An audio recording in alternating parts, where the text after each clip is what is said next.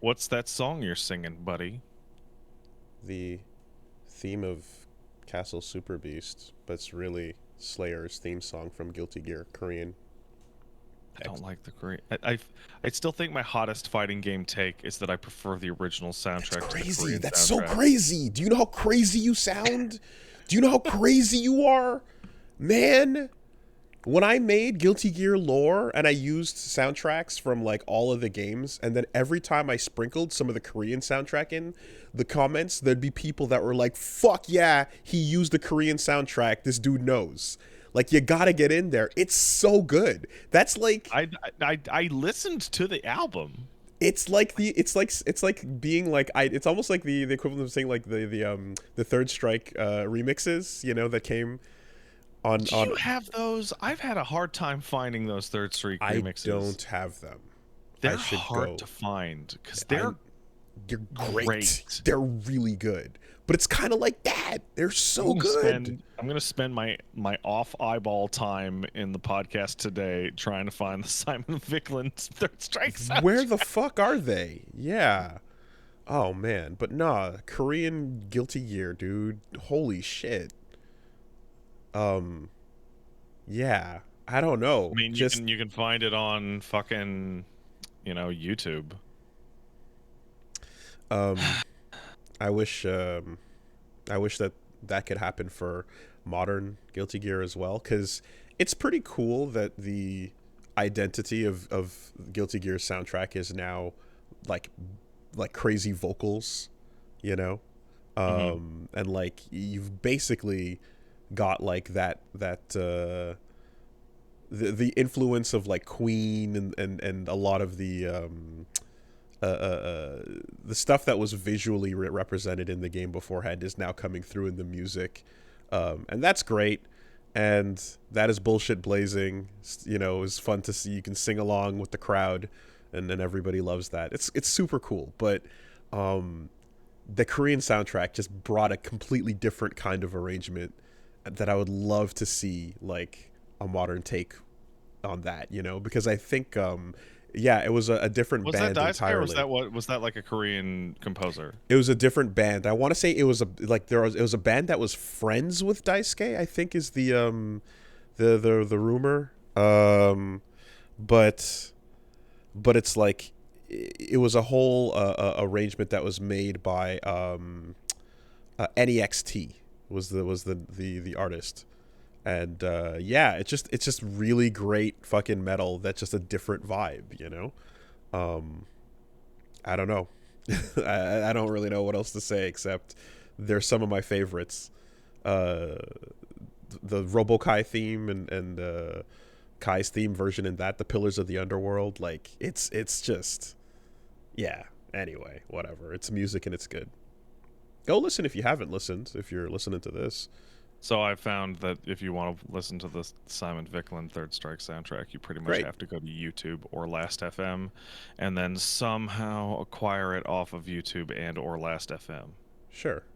The Last.fm page links to, hey, search it on these music platforms, and then you click on them, and it leads to broken links. So that rules. Yeah.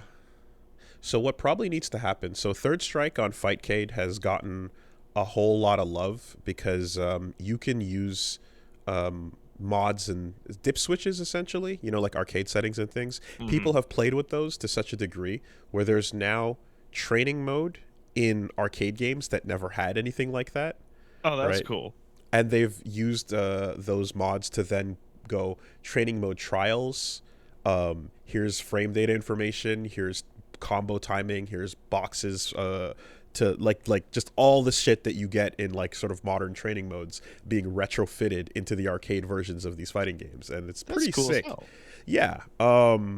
And seeing as you can do things like that, and I know that like people who also want to have like the arcade perfect experience are definitely going to want to stick to those original versions, since there were differences made to the console ports over the years. But doing getting a version of the game that had like it was arcade perfect but the soundtrack was the new soundtrack would be really sick for Fightcade. That'd be so much fun. Can they just re-release Street Fighter 3 Online Edition. Can we just get a port of that version of the game, please? That's ultimately a solution as well. This is true. It's a good game. It's a great game. It's a great game. But somebody in the chat asks a good question about what a dip switch literally is. Right. It's a switch. It's a physical switch. Yep. So when you get an arcade machine, inside you have your big PCB, your big circuit board, and then you get your game and you install it physically onto the board, almost as if you were installing something onto your computer motherboard, and it goes in. And then there are usually 8 or 16 physical switches that you can turn on or off, and the position of the on and off setting will change things about the game settings, right? In some cases, like there's often just like a quick onboard memory to say like, oh, make the difficulty hard, make the game cost 50 cents instead of 25 cents, and make sure that the scoreboard is wiped, right? And then you can put dip switches on to be like, also unlock Shinakuma. Also, make sure that there's bonus stages, Yeah. and shit like that. Make sure there's not bonus stages. And so on, right? Which because that's time you can't lose on the fucking arcade machine. So losing get rid of that time. shit. How are we supposed to strike up the profits with Third Strike? I feel like one of my favorite things about like people complaining about modern day monetization is like, oh, it's never been like this, and it's like, oh man, no, it like arcade thievery was so like it extended to the realm of like physical harm. In which, like, we would make sure to put it next to the cigarette machine, and then we would have the cabs be so loud they damage your hearing. So one of the greatest archives on the internet is the Arcade Flyers Museum. If you go to Arcade Museum, I think, or arcadeflyers.com, I forget, something like that. But I think it's mirrored on archive.org as well. They have arcade machine flyers and artwork in full quality, awesome stuff, that you can go back and look at. And oftentimes what they will include is the ads and the flyers that were, so basically it'll be like, here's Pac-Man, here's the cutouts you'd have for the sides and for the front, and then here's the flyer that came with the game to advertise to arcade buyers why they should get Pac-Man for their arcade. So they're not trying to sell a game to you, the consumer, as somebody who's going to enjoy that game. They're trying to sell it to somebody who's going to buy the machine. So their entire angle is about the profits you'll make when you buy this game. And like all these this game's so hard, but the graphics are good. So these stupid little kids will throw all their money into it. They don't know the fucking difference. The hottest, latest graphics will, and then there'll always be these puns. Again, strike up the profits with Third Strike. Double Impact will double your sales. Oh my God. Just like there's always some shit like that where, get ready to be washed away with profits. Hydro Thunder's coming. And it's just the arcade operator being sold on the idea that they're going to be drowning in quarters because the kids can't stop playing these games. It's so funny to watch like official Midway or Capcom marketing towards a completely different type of audience. These kids will be hooked on these cigarettes. It's pretty much the exact same mentality there. A revolution in your bank account with Revolution X. Oh my, really? Oh man, that's fuck. Yeah. You'll be cruising to profits. I miss being able to go down to so when I lived in Montreal for much of my life, right? I could go down to an arcade, which was what I was about to say, but what I actually want to say, I miss being able to go down to a good arcade. Yeah. So the one in Angrignot was really good for many years. 222 was legit. That was a legit spot. Then you'd go in like in the last couple, and there's like literally like never another human being there. So literally, so just well, it's starting to go. Just this week, I mean, you want to talk about the death of arcades? Like all the good ones have died, and like the one that I grew up around, Mira, was over in near DeCarry Hot Dogs back in the day. That spot was where it turns out all the best players in Canada would regularly play. I just happened to get lucky. Because it was next to DeCarry Hot Dog? Probably. And that microplay that was infamous with all our stories. Yeah. And they hung in there for a while, even when, you know, like some of the only arcades existed if you were to look them up inside of cinemas. You know, you'd have to go to like a Cineplex or a Guzzo, you know, or an AMC to get your access to arcade games. But what happened literally this week was we were looking at like shit to do and stuff going on in town, and Punch Mom was like, "Oh, there's an arcade that opened up here," and I was like, "No, it didn't. What? Show me that. Show me Opened? that." Like, yeah, and I was like, "Okay," and I was straight up. I'm like, "This is one of two things. This is not real. I know it's not real. Before I even look at anything, this is either some ticket game bullshit, or the new worst thing, right?" And I took a look at the pictures, and of course it's some ticket bullshit, right?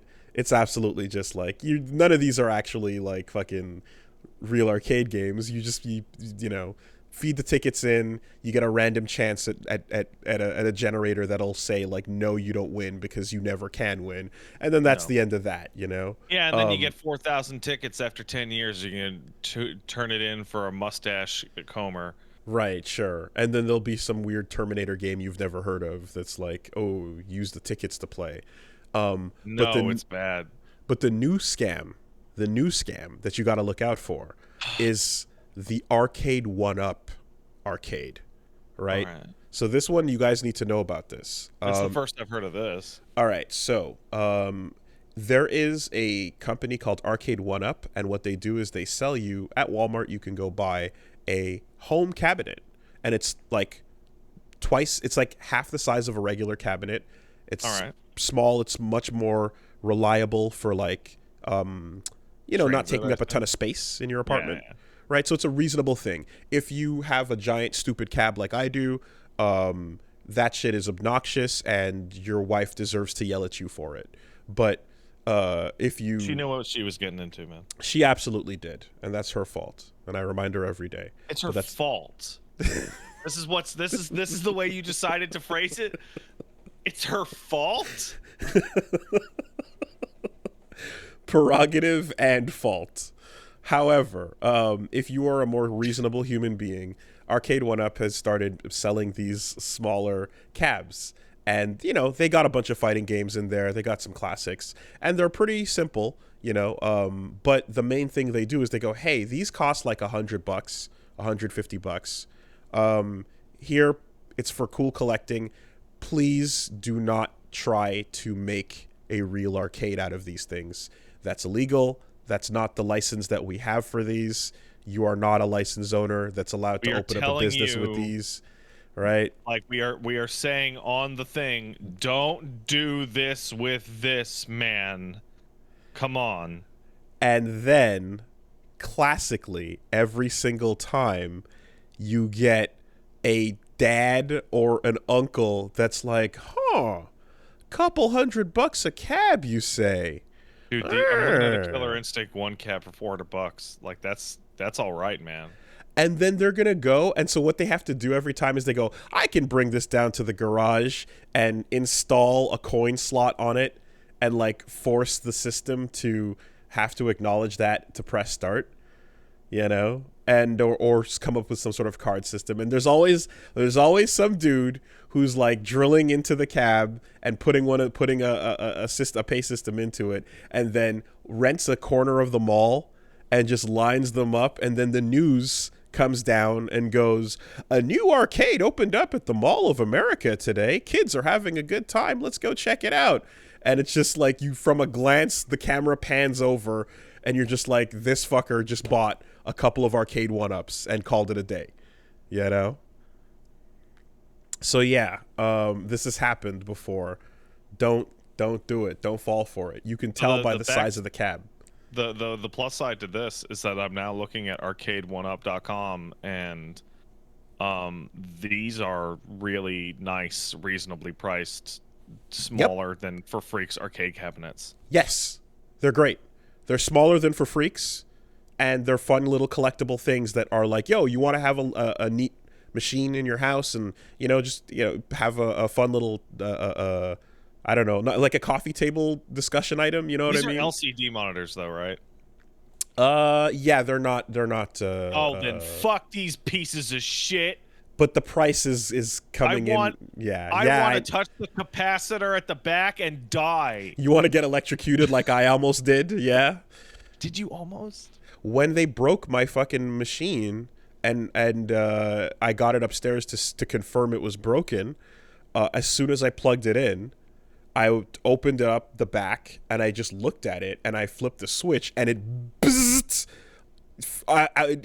huge spark, and I see the tube and I go, I'm not an electrician, but I do know that people have died doing exactly this thing right now. So I need to plug this out, and then the only other time I turn it on is when I need to provide evidence to court that my shit's broken.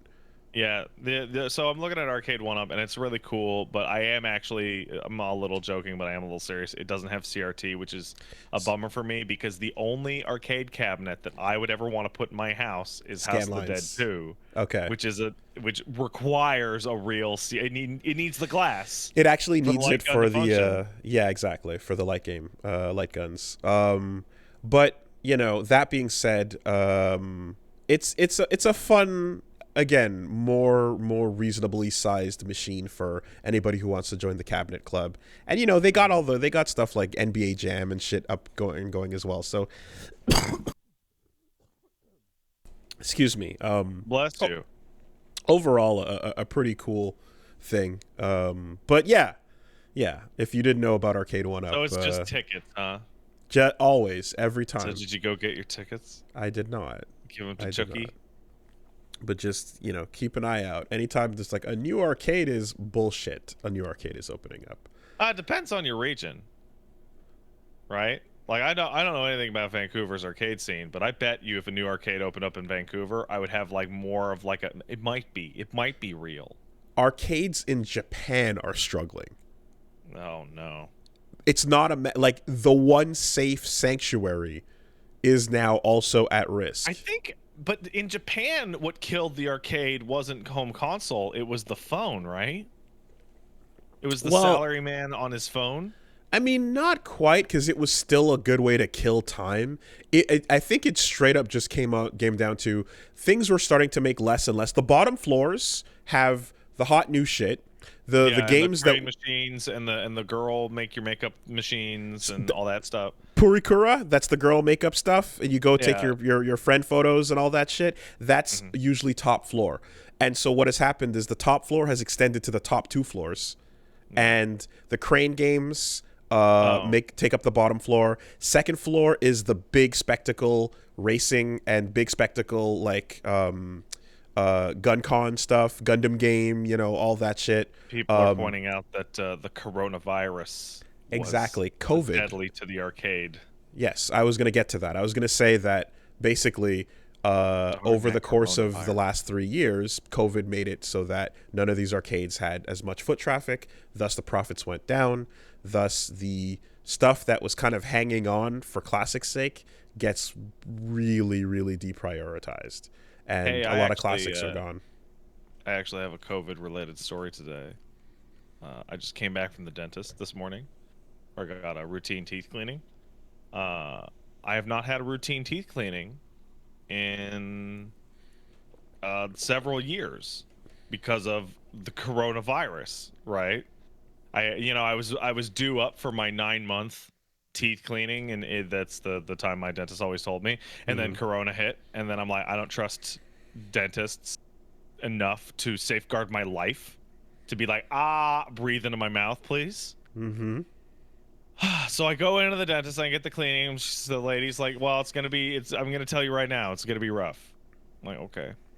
And I'm like, well, I feel bad. I should have gone to I should have gone to the dentist anyway because of this, you know. And I assume that, you know, every dentist that's, you know, certified, you know, was going to take, you know, the good precautions, right?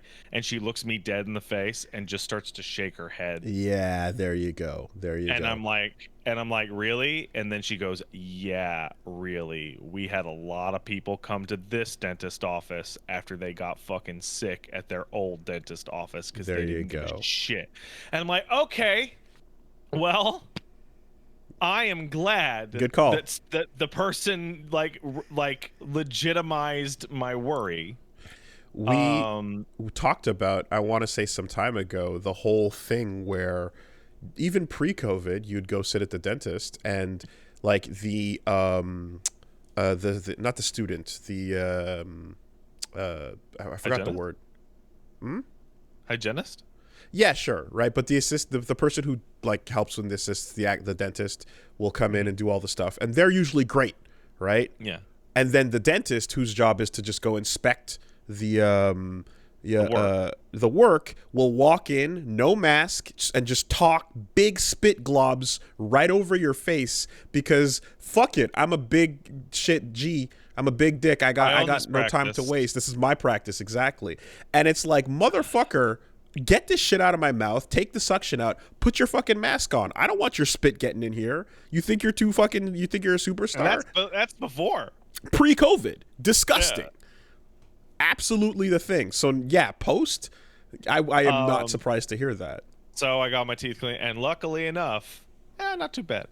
Okay. Nice. You know, like, because you go in and they're like, yeah, it might be a little rough because you haven't been here in a while, and you're like, ooh, right? And then they do it, and I'm like, oh no, I was in and out in an hour. They were like, yeah, there was some stuff in there, but I got it. You're good.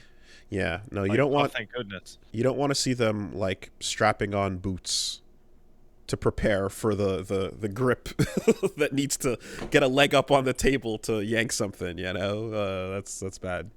Are you inventing that, or are you remembering that from the story I told you? Neither, but I do know that like people have to yank really hard. That happened to me with my wisdom teeth.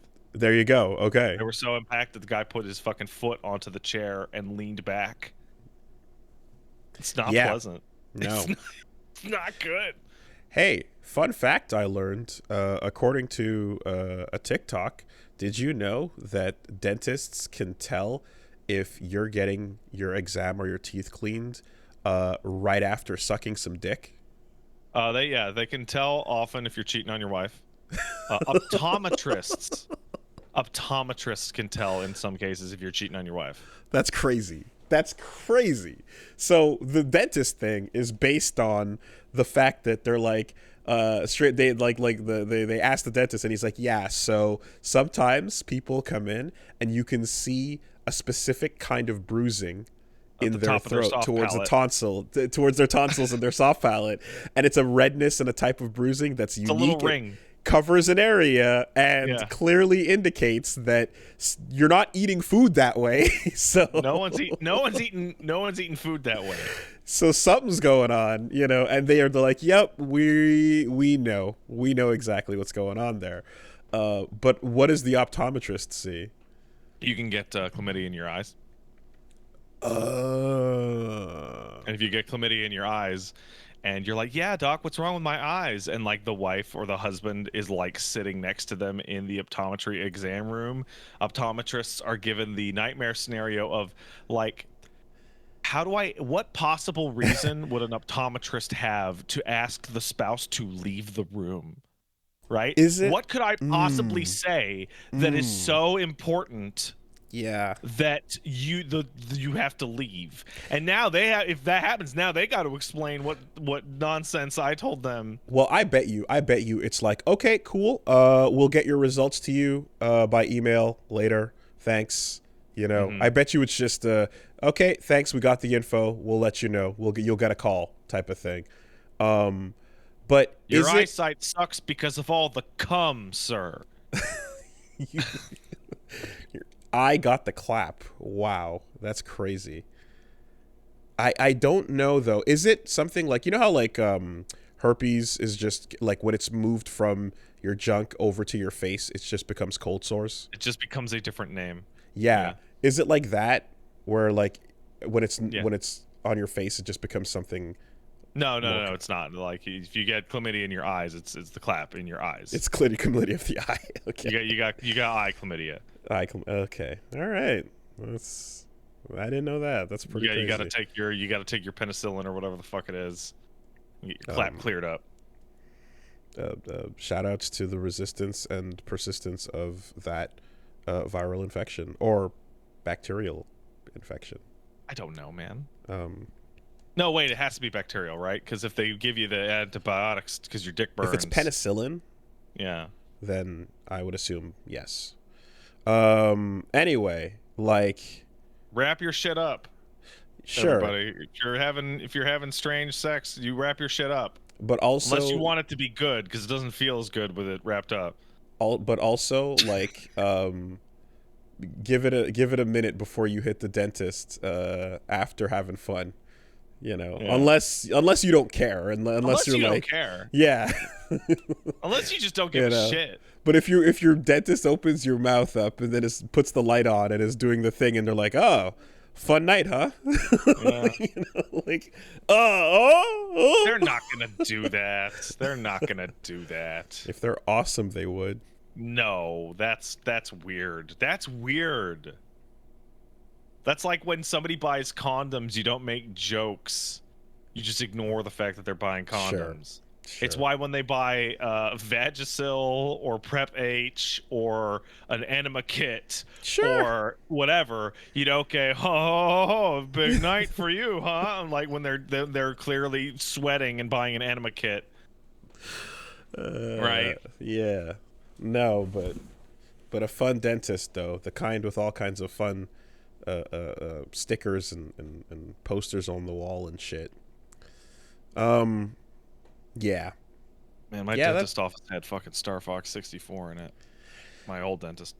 That's pretty baller. That's fucking sick. Ruled. Yeah. I'm always. There was one back. Man, I used to live on the other side of the island, and back in my old place, they did have an N64, and it was pretty much like Mario Kart. I think was the setup. But I was gonna say, like, how many professions out there are like ones where like a customer walks in and does whatever they have to do, and like the profession is able to just tell, like, oh, you got it good.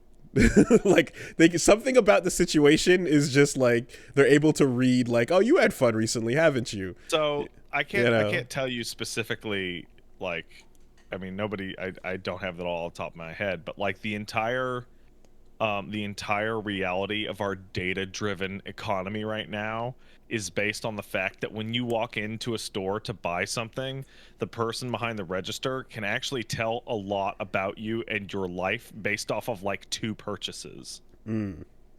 Like if you work at a grocery store, you get to find out like who is like really, really struggling to make ends meet and who sucks ass at being a parent just by the food items that they buy, right? Are they trying to fill up the cart with as many food items for the low cost as possible? Frozen dinner here, try and getting some fruits and vegetables here or whatever. That's one thing. Or are you seeing the person come in, buy 1 pack of diapers, 4 bottles of vodka, and 8 TV dinners for the week? Okay. You're like, okay, that's either you being a shitty parent or you're planning to get so ripped that you want the diapers as insurance. So on the same budget, how are you spending it? Yeah. Yeah. Absolutely. You can tell what guys just got divorced. I didn't think my grocer was judging me.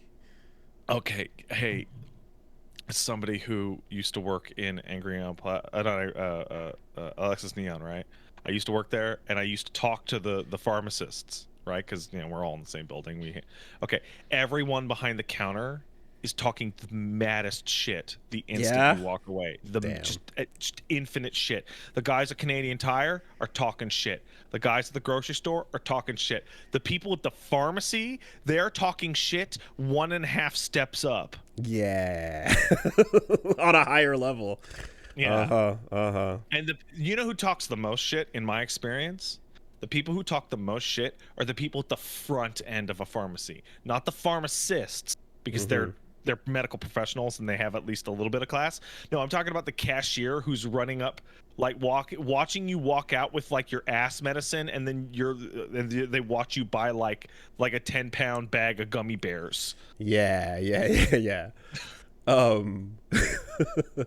No, I've definitely been to, like, I've been at a pharmaprix where just like casually getting other stuff, but I've seen like behind the counter someone I recognized from high school, and I was just like, whoa, hey, what's up, catch him, like, oh yeah, you became a pharmacist, oh that's cool and stuff. And I was kind of just like, okay, well, like, I don't go here and I have no issue, but like, if I were somebody that walked up and were to see someone from high school that could just be like, oh yeah, so how many fucking boner pills you need today, bruh? Like, out loud with the oh, you don't need one of those buzzer alerts, don't worry about it. Like, that could be potentially catastrophic, I think the saddest thing I've ever heard in my life, like legitimately depressing, is back when Viagra was discovered but not available. Right? And it wasn't approved by like the Canadian regulatory body. Pharmacists were watching like the same group of old dudes show up like every single day, and be like, did the pill, the pill, like, in that awkward thing of like, dude, I'm 70. I want to go home and bang my wife. Can you please give me the pill? And you're like, it's not out yet. Sorry. Sorry about your penis. I heard that it was used to get informants for intel during the War on Terror, during that entire fucking campaign where like oversee in the Middle East and shit, they would use fucking Viagra as an incentive to get people to flip on ISIS or fucking whatever, Taliban, and get them, and now, just wait, be like, hold on,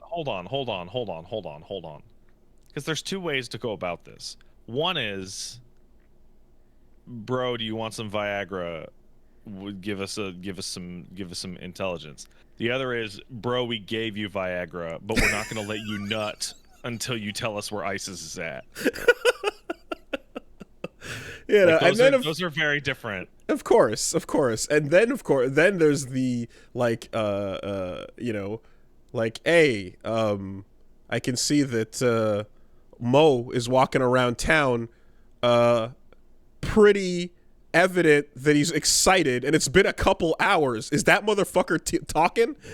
Is that motherfucker snitching? You got a huge boner for the last day. What's going on, bro? Nah, man, it's just eat a lemon every morning. That's my secret. Oh shit, yeah, I heard about that, and I was like, that's crazy. Possible. That's crazy, and it's also like, I can see that being an incentive where it's like, do I risk my entire life and limb to get fucking rock hard right now? Yeah. Maybe. Yeah, I do. Worth it. Oh man, yeah, that's crazy. That's one of those ones where it's just like, I believe that. That's a wild story that is immediately cromulent. It's highly cromulent, yeah. It's entirely possible. Anyways, what's going on? God of War is too long. Okay. Betray your nation for fat nut. I like that. That's good. That's my feeling right now, is that God of War is too long. Okay. I was talking to a buddy of mine who beat the game pretty much, not like quite 100%, but he's working on it. I am maybe 55% through after 5 8-hour streams. And here's the thing. It has remained high quality throughout. And the direction and the story is like very good. But at the same time, like, I'm clearly being given more steps to go in the quest than I need. Have you right? duplicated the amount of hours from last week into this week, into the game? Well, I didn't double them, but I did the same amount. I did like 15 more hours, And I'm now up maybe a little bit past the halfway point. fuck. And it doesn't feel like you're. It's not like you feel like things are closing in. No, I still feel like things are starting up. Okay. Yeah. And, so here's the part you're gonna. Okay, go on. Like, you know, I don't know if you saw, there was an interview where they're like, we wanted to do a trilogy, but then we decided to do it in 2 games. Wow. Okay. Yeah, no, I can see that you just took 2 games and fucking jammed them together. 3 into it. Okay. Yeah. This is where people now, you can see, folks are going to start being like, what's the problem? Fuck you. No, that's good. And it's like, right. This is the space where you're like, bang for your buck versus like, so digestibility. I love this argument, and I love bang for my buck. Yeah. Right? And this usually people, when you talk about this, and you know, you were a content creator, blah blah blah, right? It's like, you don't know, you know, you whatever. Like, I got the game for free, right? Here's the thing. It's not about, how do I put this? It's not about whether or not it's too long. Because the argument is always, hey man, I don't care if it's too long, as long as it doesn't drag. Right. Don't overstay your welcome. It drags all the time. In particular, I feel like we're like a month out from the game's release. Is that accurate? Are we 3 weeks out from the game's release? I don't know. Okay, we're a couple weeks out, and it makes up such a gigantic portion of the game, and the game's interface spoils it. So I'm gonna go ahead with a minor gameplay spoiler. Okay, for God of War Ragnarok, there are sections of the game in which you don't play as Kratos. Sure. There are sections of the game where you play as Atreus by himself, or you know, with someone else. His sections are so fucking long. They are like 2.5 hours long, and they are like 60-70% walk and talk and cutscene. And like the what's actually happening is cool, but it's so slow. It's so slow. Okay. Also, in a really weird state, the enemies you fight as Atreus aren't as tough as the ones you fight as Kratos. So I have a lot of questions, but I won't ask them because I'll leave it at that level. Yeah. Okay. I can see. I can infer. I can imagine based on his weapon kit. He's not what that turns into. Yeah, I can imagine what that turns into. No, he still has the basic melee fighting and parrying and stuff that Kratos does have, but he's not as fun to play as Kratos. Okay. And his sections are super, super long. Sounds like, I mean, between this and talking about the Bayo 3 stuff, like the act of switching main characters over is a delicate balancing act because you want to really make sure that both characters are equally as fun to play, even though you're going to end up preferring one over the other. So there's a really good point to be made between the two of them, and I don't think you got to any of the Viola sections. So the biggest problem, the moment that I turned on Atreus' sections was not playing as him. He's actually a lot of fun to play. He's not quite as much fun to play as Kratos, but you're playing as Kratos more, right? Okay, that's fine, right? It's a nice change of pace. Sure. The problem is that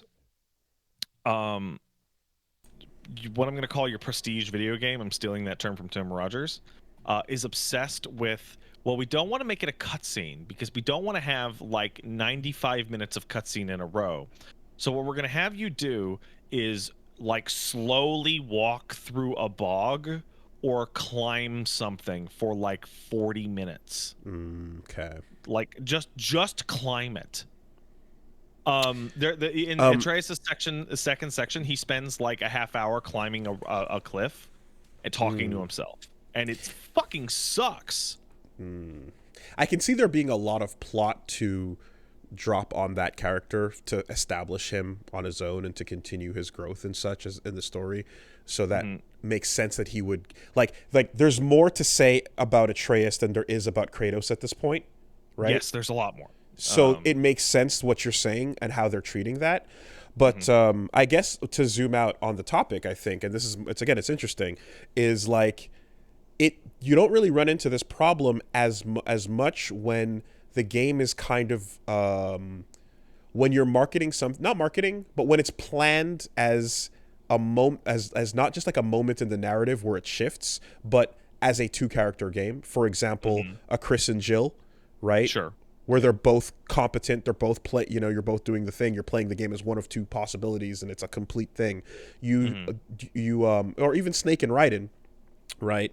You don't want to have one character just be fucking what's her face from Onimusha, where you switch to the girl in Onimusha and like you get a different style of game, but you're just inferior completely, so it just feels like a cameo moment that you just can't wait for it to end, you know? So I saw something really funny happen in the chat as I was describing Atreus climbing up a mountain, which was, I said 40 minutes because that's what it felt like. And then I saw in order people go, dude, it was only like 30 minutes. Dude, it was only like 20 minutes. Dude, that was only like 10 minutes. Guy, I finished that part in like 5 minutes. And like, it's hilarious. Yeah, I exaggerate on times. I'm not good with times. It's probably about 10 to 15 minutes. Sure. The main issue with that section, and why I try and close it down, is what happens is that you walk up and talk to a guy for 5 minutes, then you climb for 10 minutes, then you talk to another guy for 5 minutes, then you walk through a town for 5 minutes, then you talk to another guy for 5 minutes, then you go to your room for 5 minutes, then you check your gear, then you wander around a bar for 10 minutes, then you go down and talk to another guy for 5 minutes.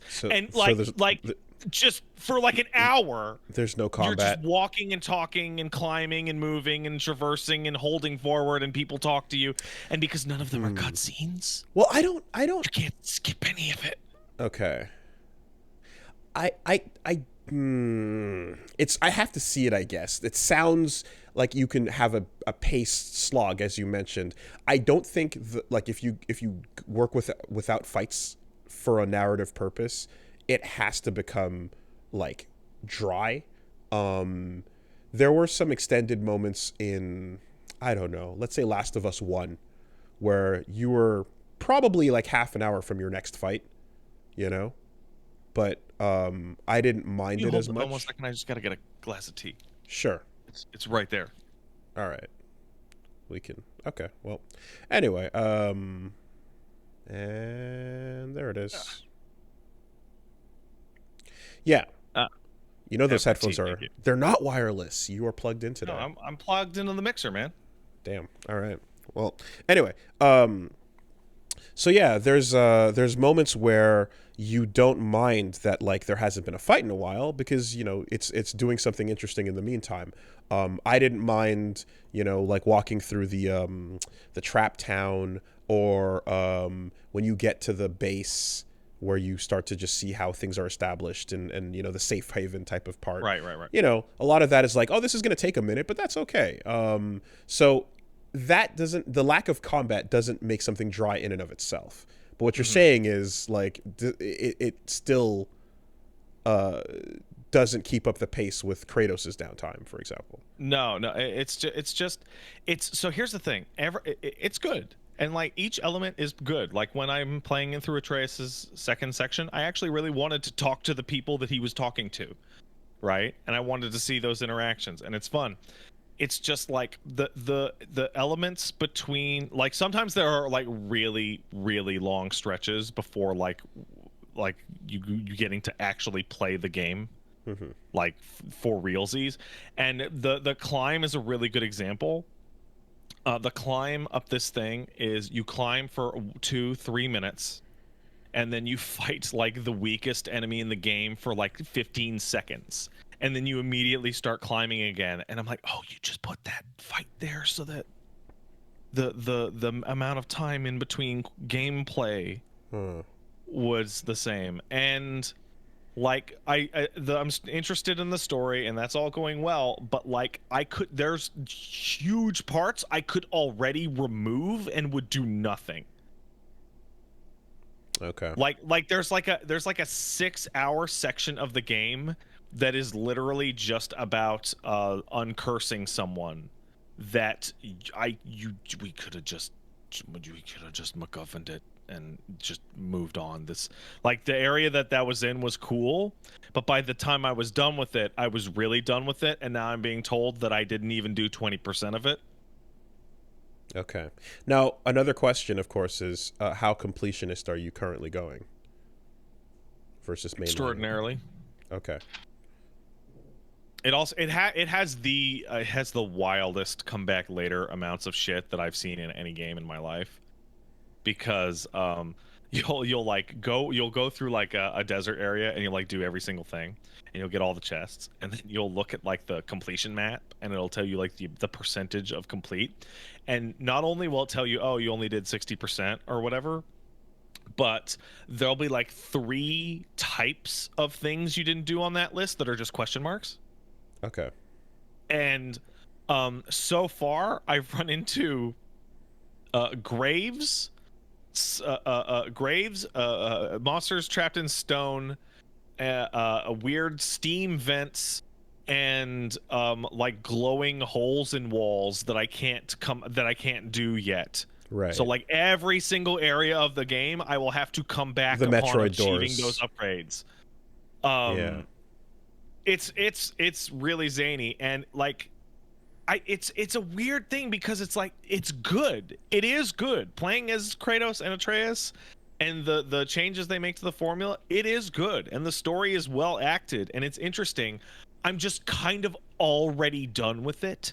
Man. Okay. Because I'm like, I know what the goal is. The goal is going to be to stab Odin, because I'm playing a game that has Odin in it. And when Atreus starts talking to somebody new at this point, I'm just like, okay, what are you gonna not tell me? Yeah. No, it really just comes down to the execution, because as you said, like the bang for your buck argument, it doesn't really apply when you feel like there's a slog. There are short games that slog, you can feel that in a game. A game can be like 5 hours and still have moments of like, wait, what are we doing? What's but if what you're describing, yeah, it's like you want that kind of thing to stay engaging. I just want it to be more brisk. That's it. Okay. Like, just more brisk. Like the game loves its own cutscenes, and you don't need to have. It doesn't need as much story as it has. It needs about as much story as the first game had. Okay. Do you think it almost could? Also, I'm getting really tired. I'm getting really tired of the backseating. Like it's starting to make me go nuts. I like literally finished listening to like Mimir tell me a story, and then when he finished the story, like Atreus started to tell me how to solve the puzzle that I hadn't even started because I was looking at it. It's out of control. It's out of control. Can you see the seam where they stitch parts 2 and 3 together yet? Or not yet. Not yet. Okay. Also, Mimir and Atreus need to shut their fucking mouth, because every single time an enemy lights you on fire, they will yell out, "You're on fire, brother! It'll pass! Just it's okay!" And it's like, my character is engulfed in flames. I know I am on fire. This is where your Steam fucking community mods would just be wonderful, right? Just day one, make them shut up, easy, quality of life pass if they don't do it themselves officially, So I'm having a very strange relationship with God of War, where when I'm playing it, I'm like, wow, I'm having a ton of fun, and then I finish playing it for the night. Okay, you know what? I'm gonna drill that all down into like one sentiment. I'll sit down and play God of War Ragnarok for 7.5 hours and feel like I didn't get anything done. Yeah, okay. We always end the session after a significant moment ends. Yeah, and so have I, but like it doesn't feel like I've made like forward momentum in the game's own narrative. Fuck. Okay. That feels bad. I have to take my condom off while I play. You're right. Damn it. That feels really bad. There is also a boss fight in which a character is like unironically screaming at you how to defeat the boss fight as soon as the boss fight starts, and it's really weird. Mm-hmm. There's a unique thing that comes with Let's Playing, which started back when back with the old one-off videos, right? Yeah. And then even in these sessions, it's like the act of searching for an ending. You know? Oh yeah. So there was a real fun version of that where Paige recently loaded up and played Five Nights at Freddy's. And I'm like, yeah, I haven't played this game since 2014, and it says right there, time played on Steam 41 minutes. And somebody went back and checked, and like, sure enough, that episode of the show is exactly 41 minutes long. That's the exact amount of time that game needed to exist. Yeah. It's just you go, okay, let's get one more bit, you know. Or if we're doing a session, you're kind of like, let's get to the next significant conclusion, conversation, moment, something. You know, yeah. A little. Let's get to a big dramatic cutscene. A tension release, you know? Yeah. And you can kind of like have that go on for a while sometimes as you're like, where the fuck is the next beat? Where is the beat? Why is this game missing a beat? You know? So, the feeling of nothing getting done is brutal. Yeah. Okay. Yeah. Fair enough. This is all this is all very like, it's understandable because it's encased within, but the game is still good. You know? Yeah, no. So like there's like, if you want a different comparison, I didn't feel this way about Elden Ring, and I did like 99% of the stuff in Elden Ring. Yeah. And Elden Ring is a way bigger game than God of War Ragnarok. Right. But the reason behind that is that God of War Ragnarok takes your ability to play the game away from you for really, really long stretches. Like the first Atreus section, no, the first one, yeah, the first Atreus section, you are like walking and talking for a long time, like a long time, and it does end in like some combat and a cool boss fight, but it's like it's movie time. What's your favorite character switch within the narrative that's not like campaign B? In God of War? Or no. In a game. Character switch within the narrative? Yeah. Laguna? Yeah, it's gotta be Laguna, right? Because Laguna's more fun to play as than Squall is. Look at like... I'm not counting Devil May Cry or Metal Gear Solid because those feel like campaigns. Yeah. You know? I'm thinking... No, you mean like, hey, you're going to play as this character for an hour.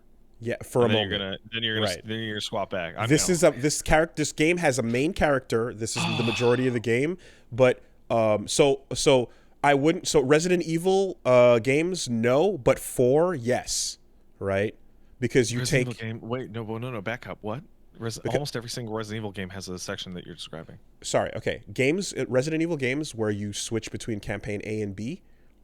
Yeah, but those games also have sections where you play as a side character. So that's the part I'm talking about. I'm talking about the side character part, not the part where you switch between the two mains. As Rebecca to fix V-Jolt. Sure. Fucking Ashley, you know? You like, yes, that type of thing.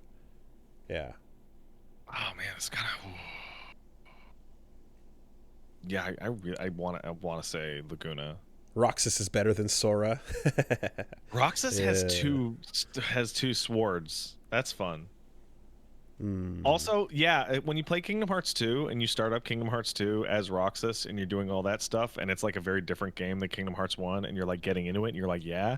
And then Sora shows up and then you're back to playing Kingdom Hearts and you're like, I kind of wanted to see where that other game was going to go. Yeah. That's good. That's always good if you're feeling like, fuck, I want that. instead. Oh, somebody in the chat says Witcher 3 is a good example because you play as Ciri, who is not as physically tough, but her dash is not a roll. It's like a flash step. It's like a teleport. Okay.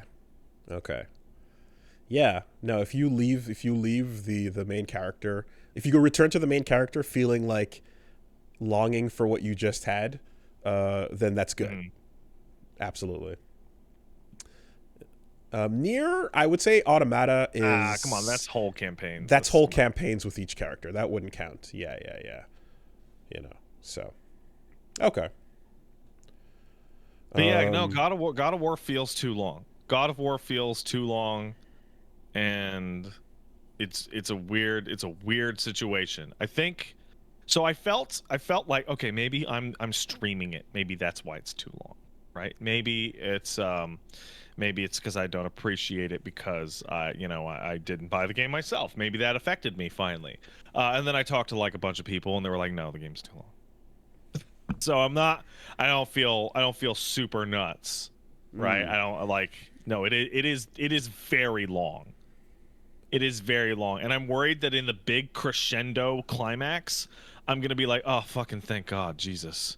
Well, yeah, that's the problem, right? Is you don't want to approach that Persona like feeling of this is amazing. I really want the credits already. Like, okay, so I'm gonna have a rematch with Thor at some point, probably near the end of the game. I want the emotion of the rematch with Thor to be like, yeah, and not like, oh, finally, Jesus. Right. Yeah. Okay.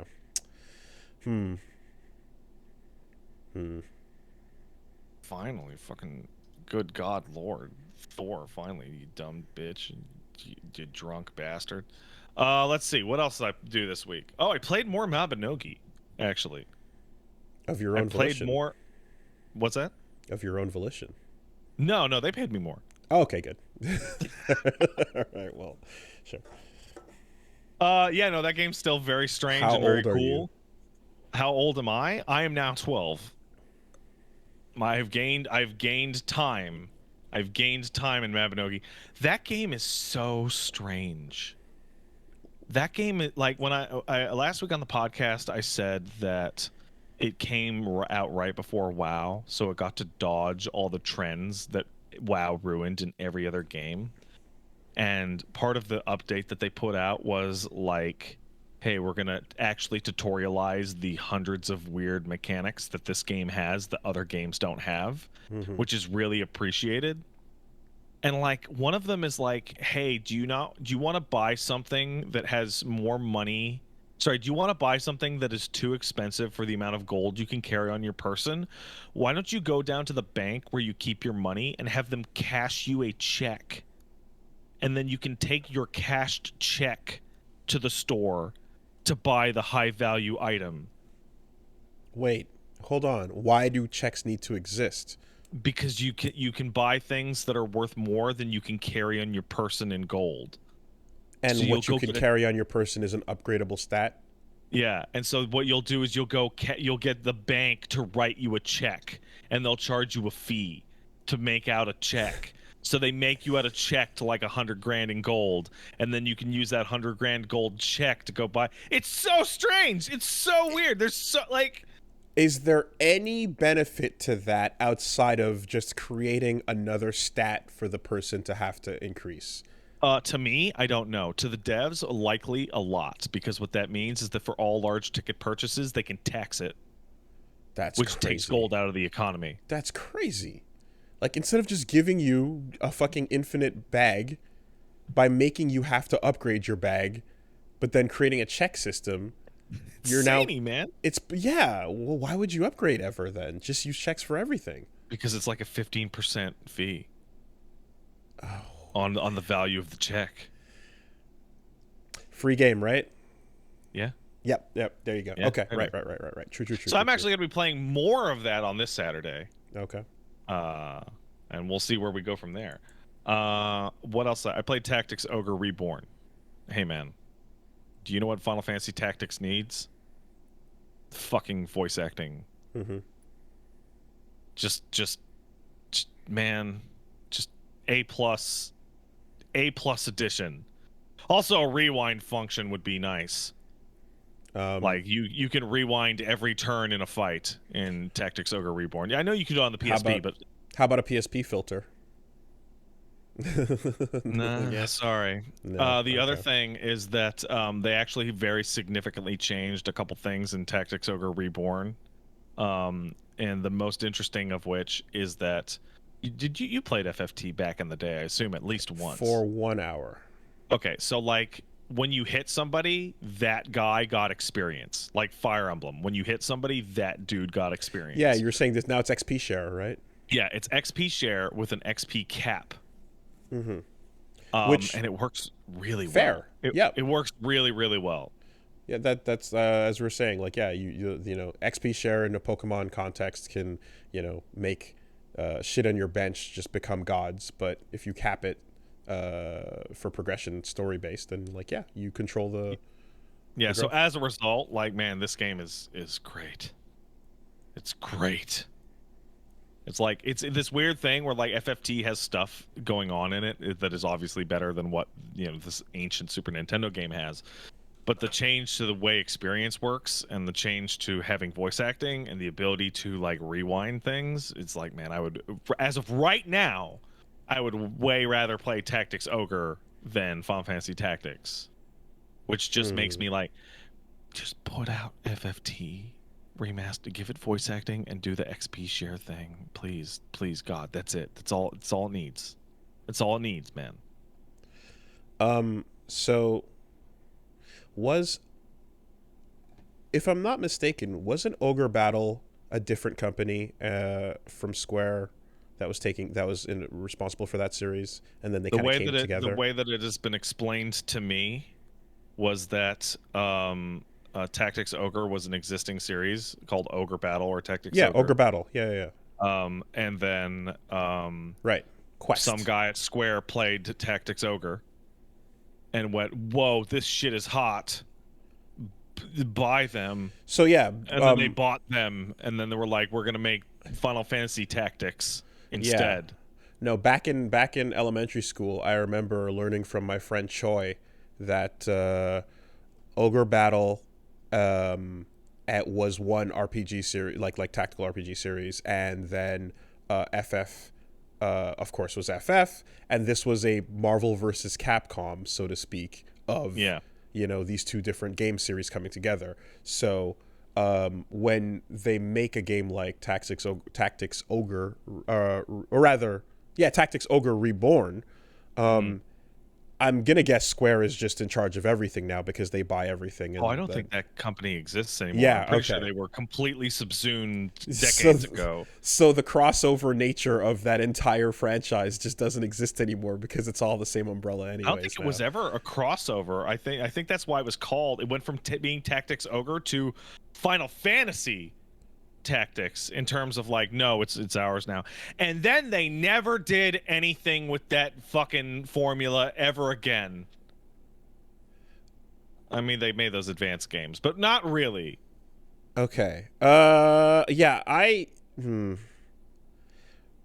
Okay, there was Ogre Battle was the original, right? Okay, by Quest, and then Tactics Ogre came out, Let Us Cling Together followed up, and then Ogre Battle 64, and then they kept on their own, but that's when the FF Tactics fusion came in. So yeah, but in any case, Square basically like does that kind of crossover bit, cannibalizes it entirely, and then continues to make their own games on the Game Boy Advance and at least one PSP remake.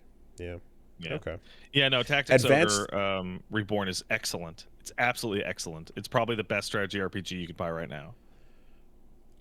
All I know is I played Advance 1 for a couple weeks. No, I played it for a while, actually. A couple months back in college, but 2 came out, and I saw the art for that main character, and just fucking something inside me broke.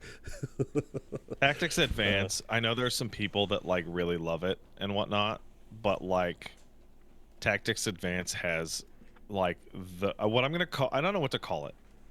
there's got to be some kind of term for like a minor detail that is utterly ruinous. You know, like a hair on your Sure. your Achilles food. heel. It's called an Achilles heel. Sure. The judge system is the worst system to ever be put into a strategy RPG. But it is so out of control terrible. I forget the details of it, but counter note, judges themselves are awesome. Yeah, judges are cool. True. But the judge system, you'd get a judge to be like, no swords allowed. The rules, yes. And you're like, oh, cool. 3/4 of my party just can't. I'm gonna lose. I'm gonna lose. No healing. Yeah. No. Yeah, that's dumb. Jesus fuck. I mean, it would be, if anything, that idea could be made fun by rewarding a particular type of thing, right? Yeah. So, I mean, not to... Tactics Ogre has something like that. It has little bonuses, like, hey man, heal somebody with this, bring in this kind of unit, do this within certain terms, but it's all carrot, no stick. Yeah. That's it. You want to have like, if you use a staff, if you want, then you will get extra for that. The judges love it, as opposed to just pure restrictive play. And I'm kind of thinking of the to drop a Chrono Cross reference in there for you, the elemental system in Chrono Cross, where the last 3 moves determine the strength of the elements on the board.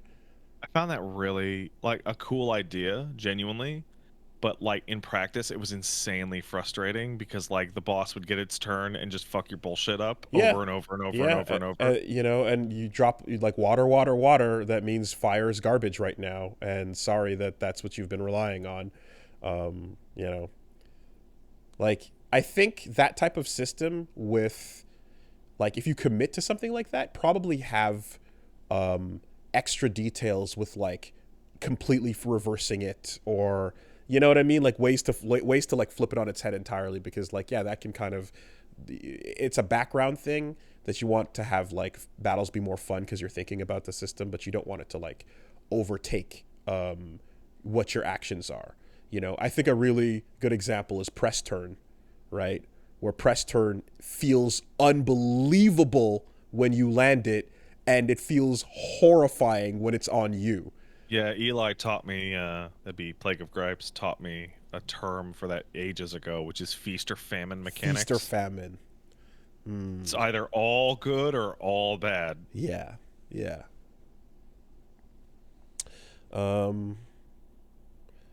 Cool. You know what's all good though? Fucking Tactics Ogre. I will say, as I die, after you, while I die. I vaguely recall Advance being, wasn't the plot in Advance like we're a group of kids jumping into another world and having fun, but one of our friends is in a wheelchair and he can't have fun with us, so he's getting super salty? No, actually, you remembered it in a way that's like pleasant to the main character. What actually happens is they get isekai'd into a different world, and everybody's like, this is the sickest thing ever. My dad came back to life. I can walk around. I'm not disabled. This is awesome. I want to live here forever. And then your main character is just going, but it's not real! But it's real! We gotta get back! Right? Yeah, okay. And they're like, Yank my dad is alive! Like, why would I want to go back? Hey, man. But he's not real. Oh, so you're going back now. You're yelling at your fucking your little brother who's like stuck in a wheelchair. He's running and jumping and getting into battles that we need to go back so he can be in a mountain town and sit in a room all day, look outside. This is like, wrong. Holy shit! You shouldn't have this. We have to like go back. It's like that story fails on its most basic concept. It's crazy. Okay, Damn. so somebody responds. It's not. What's happening is that the one character's mother is alive. Another character's dad is no longer an unemployed alcoholic bum, and the other kid Right. gets to stand up and walk around out of a wheelchair. Well, if Marche can't drag everyone back to reality, then he'll have to bring reality to them. Let's Yeah, get the crowbar out. It's zany, man. It's fucking zany. Fuck yeah, that's great. Everyone's having fun. It's not real. I don't care.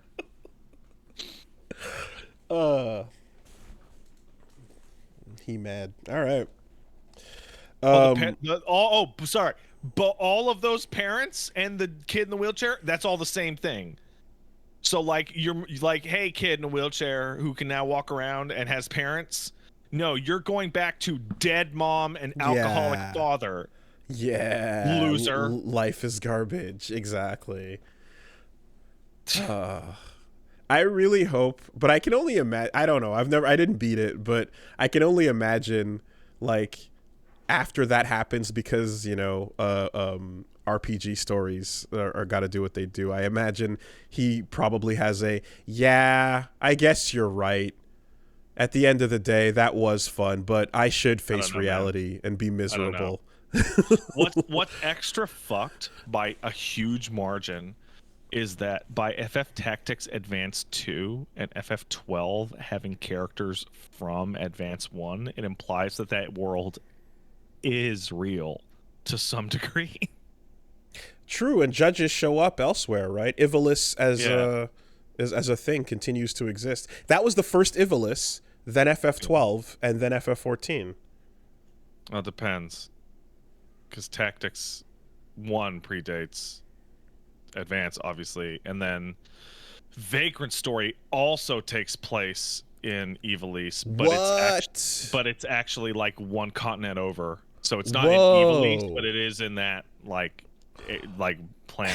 Yeah, Vagrant Story is connected. That's cool. I had no idea. Think about what Vagrant Story like looks and feels like compared to like Tactics, right? I thought it was just like thematically, like artistically similar, but was its own bit. Interesting. Okay. That's cool. That's cool. But yeah, it's Tactics Ogre's good. Okay. Good. You know what else is good, but a mess is Dark Tide. Which one's that? That's Warhammer 40,000K. No, that's not right. That'd be like 40 million. But Vermintide 40K? Warhammer 40K Dark Tide. It's not Vermin because you're in the future. Okay. These rats have space armor. No rats. No rats. No, right. it's Chaos Bros. It's zombies and dickheads with rifles. I gotta use the bathroom real quick. Okay, let's take a bathroom break. BRB.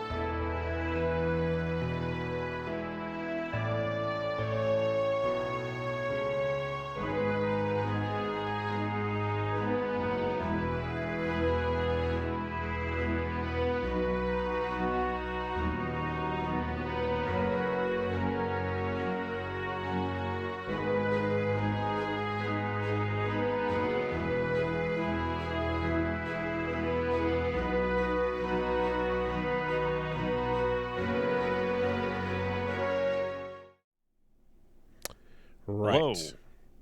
So, would I be correct in assuming that this is the kind of game, well, based on the trailers and stuff at least, where not only are there like no space marines, but like you might see one with his back turned to you way over there in the distance? So I played a little bit of this with Bricky and Shy and DK, and Bricky and Shy and DK are the folks behind Adeptus Ridiculous, which is the 40K kind of humorous podcast.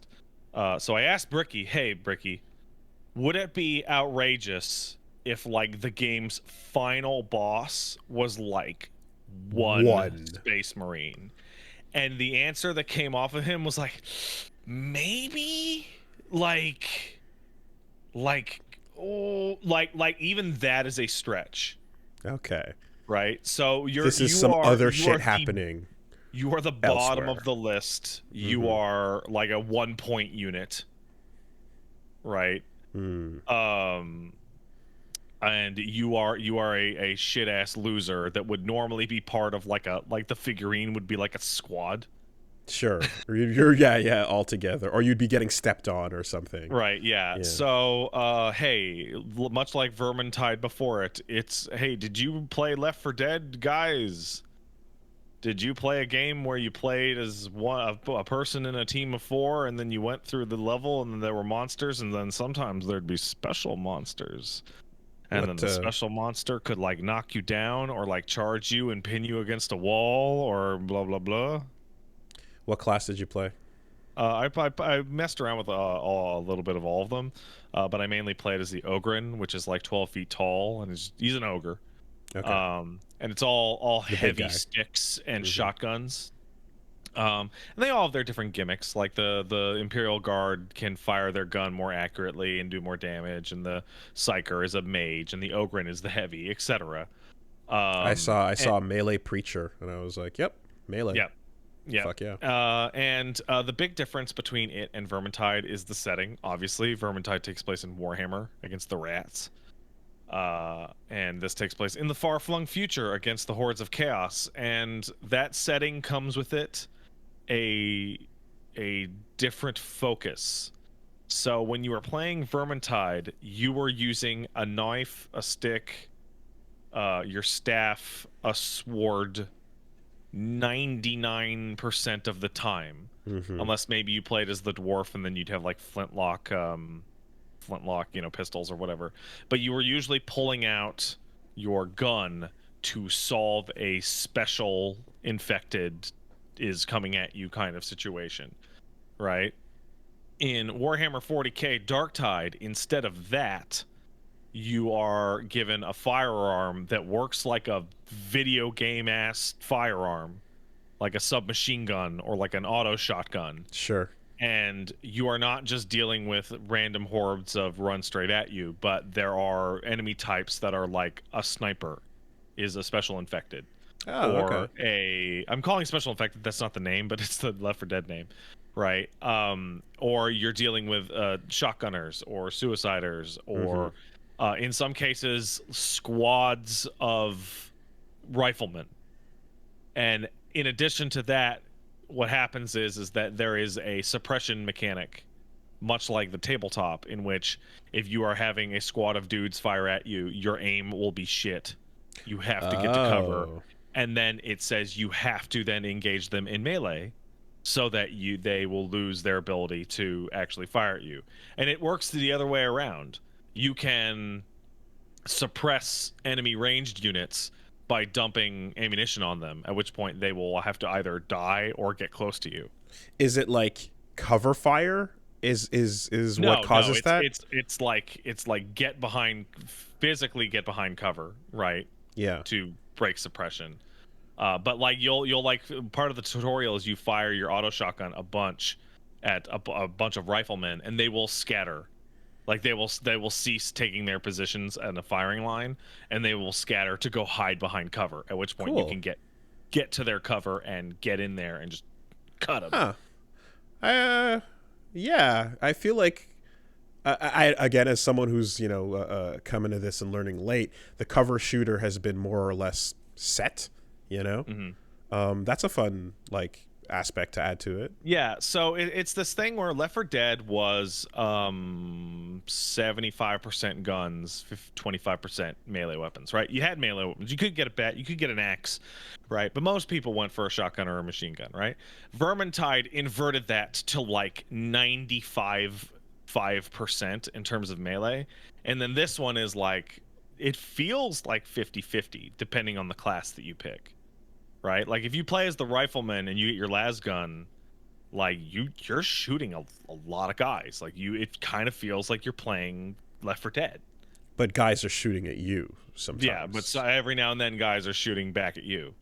And it is awash in its grim, dark edge future universe where all is war and everything is the worst thing that could ever be, and the mutant and the Xeno and Purge the heretic, and it's just awash in its own setting, and it's fun. Like, it is a terrible setting. It is the most ugly, bleak, horrible setting. It's as hopeless as you would imagine based on again, the shit that is talked about is the Space Marines at the highest level, and then everything beneath that is just suffering, is my impression of what this world is.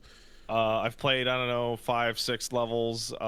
They're interesting. They have the typical, range of final conditions, like, kill the boss or defend the point, or, what have you. And it's just a really fun time. Except for the part where the game is held together with Scotch tape and string. It is currently in its pre-order beta phase, and it will be hitting version 1.0 on Wednesday. However, version 1.0 will not have item crafting or the ability to play the game solo or private games or crossplay. Did Vermintide have all of that? It had a lot of it over time. It also runs badly and crashes very often. What else has Fat Shark made? Vermintide and Vermintide 2. Right. Okay. Did those launch states they launched a little dicey. Little dicey. But not like this one. This one is like, it's early access. Okay. You're buying in early access. Is it fun? Yeah, absolutely. Is there tons of cool stuff in it? Yeah, it's great. Do I crash once every hour? Easy? Absolutely. Are they like honest about that on the yes. the beta message screen? Yeah. Okay. Yeah. All right. Are there options in the menus that don't work? Yes. Does turning on ray tracing crash the game 100% of the time? Yes. Do you have to do you have to use certain menu options with your mouse even if you're playing with a controller? Yes. Etc. It is launching very similar to many Warhammer games, which is, wow, this is a lot of fun when I buy it in 2 years for $12 on the Steam sale, and then play it with all my friends. It says here pre-purchase for $50. Yeah. I'm playing it. Eli's playing it. I bought Page a copy just a few hours ago. We're gonna be streaming it on Wednesday. I'm having a ton of fun. Obviously, Shy, Bricky, and DK are playing it. But I went into the Discord where my buddies all hang out, and I'm like, hey, is anybody in here playing Darktide? And when I went in there, every single one of those motherfuckers was not playing Darktide. They were instead playing Deep Rock Galactic, the 4-person Left 4 Dead mining game that came out many years ago. Right. Yeah. Does not crash and is not fucked up and is drowning in features that all work. I remember that. And runs well on your computer. Yeah. And you know what happens? You know what happens at the end of a Deep Rock Galactic season pass or a battle pass? With all the cosmetics. They get to the end of the season. They go, okay, everybody, you missed your chance at earning all of these as part of the season or battle pass. We are now rolling them into the loot table. Oh, that's incredibly generous of them. We are now rolling all the weapons that came out during this season. Wow. Every cosmetic, and they're just going to roll into the generalized loot table. How very un-Blizzard-like. How very everyone-like. That's really, no one really else nice. Does that. No one else does that. Yeah, what a move. I mean, I assume for rare percentages, yeah, but sure, still. But yeah, keep playing the game. You'll find it's there. Stuff. Wow. Also, it's not, as somebody points out, it's not even a paid battle pass. It just happens to be... Oh, it's just a complimentary thing with the... Okay. Yeah. Nicely done. That's very player-friendly. So yeah, I'm going to stream Darktide on Wednesday, and we'll see how that goes. And then I'll probably try and get Peaches to also try out the Dwarf game. Okay. That being said, the Warhammer. Here's the thing that whenever a Warhammer game comes out, there's always another game that it is very much like. That is probably better, but it doesn't have Warhammer units in it. Dawn of War. Dawn of War. Yeah, you want to go play StarCraft instead? Space Marine. You want to go play any action game? Like Gears of War? Okay. Yeah, sure. When Space Marine came out, Gears of War 3 was happening. At the same time. Yeah. Okay. Right? And if you want to play Dawn of War 2, maybe go play Company of Heroes. If you want to play Inquisitor, go play XCOM. If you want to play Total Warhammer 3, go play unironically, Total Warhammer 2. Oh, okay. And if you want to play Total Warhammer 2, maybe go play Total Rome. Total War. 1. Yeah. Damn. You want to play Mechanicus, go play XCOM. I mean, Warhammer is a pretty, classic IP that doesn't need to invent anything. It can just kind of jump into existing genres and apply itself. It's a good IP. People like it. Yeah. They had a cool MMO. Inquisitors Diablo, I'm thinking of a different one. The one where you play as a squad of gray fucking gray soldiers. Isn't the tabletop game in and of itself based on the original tabletop D&D with the figures? I don't know. Oh, I'm sorry. I was thinking of Demon Gate or Chaos Gate or whatever the fuck it's called. Yeah, I don't know if it's what the original tabletop is based off of. I have no idea. But Warhammer games, they use that license. Mm-hmm. And that license is good. It's a good license. As you should. There's cool stuff. Do the shit that Pokemon doesn't do. Yeah. Right? Or they take fucking forever to get around to.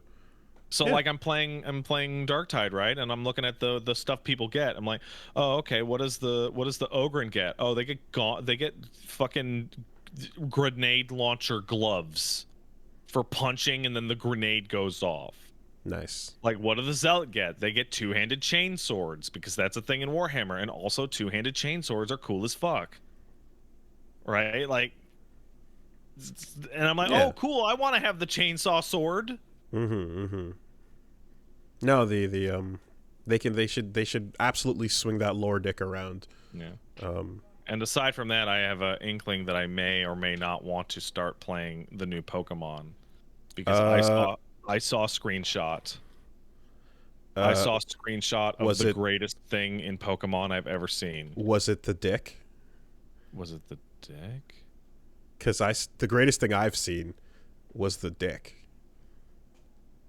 So there's a bug where two trainers are fighting, and one of them, or it's a wild battle actually, and one trainer throws a fucking Pokeball to catch the other trainer's Pokemon, but for some reason the opponent trainer is standing right above it. So when the fucking catch fails and I get, what is it? It's a Wiglet, and the Wiglet pops out. It pops out in such a way where the fucking idle stance trainer and the Wiglet's nose pops right out of its junk, and it just makes a giant Pokemon dick. And it's the dumbest, greatest bug. No, that's not what I'm referring to. I will send you a photo of what I saw. What I saw when I saw people talking about Pokemon on Twitter, and I went, what the hell? Who is that? I saw Larry. I saw Larry, the gym leader. Okay. Tired old man with receding hairline. Old salary man Larry, head of the normal type gym. That's great. That's and I'm great. Like, that might be the best Pokemon character I have ever seen. That's pretty good. Strong. And also, clearly, I'm looking at the chat, people like Larry a lot. Hell yeah. Hell yeah. You got I saw clips of rap gyms now. And Shofu fucking roasted the gym leader in a rap battle. I saw Pokemon jumping up surfaces they were not supposed to get to, because if you jump backwards, the game doesn't stop you in the way that it would jumping forward. So you can get up a hill by just jumping up backwards. Oh, the game. So I'm really weirded out about Scarlet and Violet, because I'm getting a very weird amount of feedback from people talking about it on social media, which is, wow, this game is a piece of shit, and I keep falling through the world. I had a guy in my chat tell me in 15 hours of play, he fell through the world 9 times.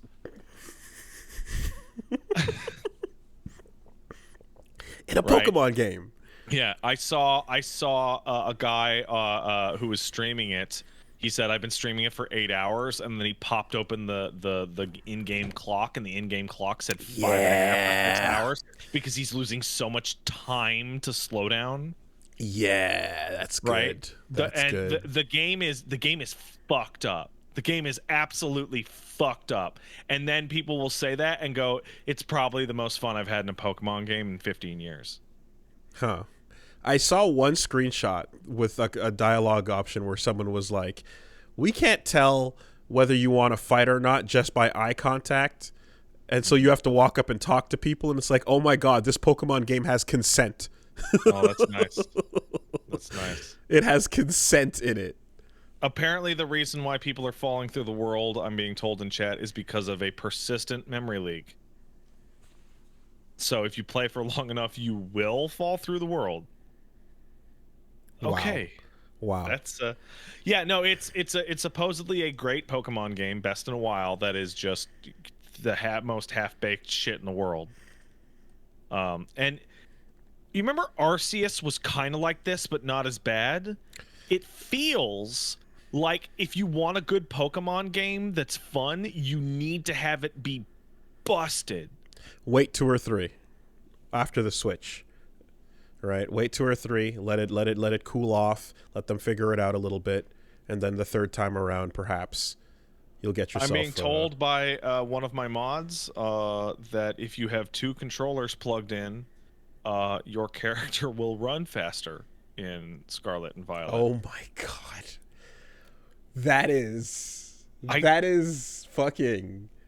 That okay, if you find that, you are a real compliance tester that's doing your checks properly, and you're not sleeping on the job, and that is absolutely fucking respect for that. Apparently they patched that.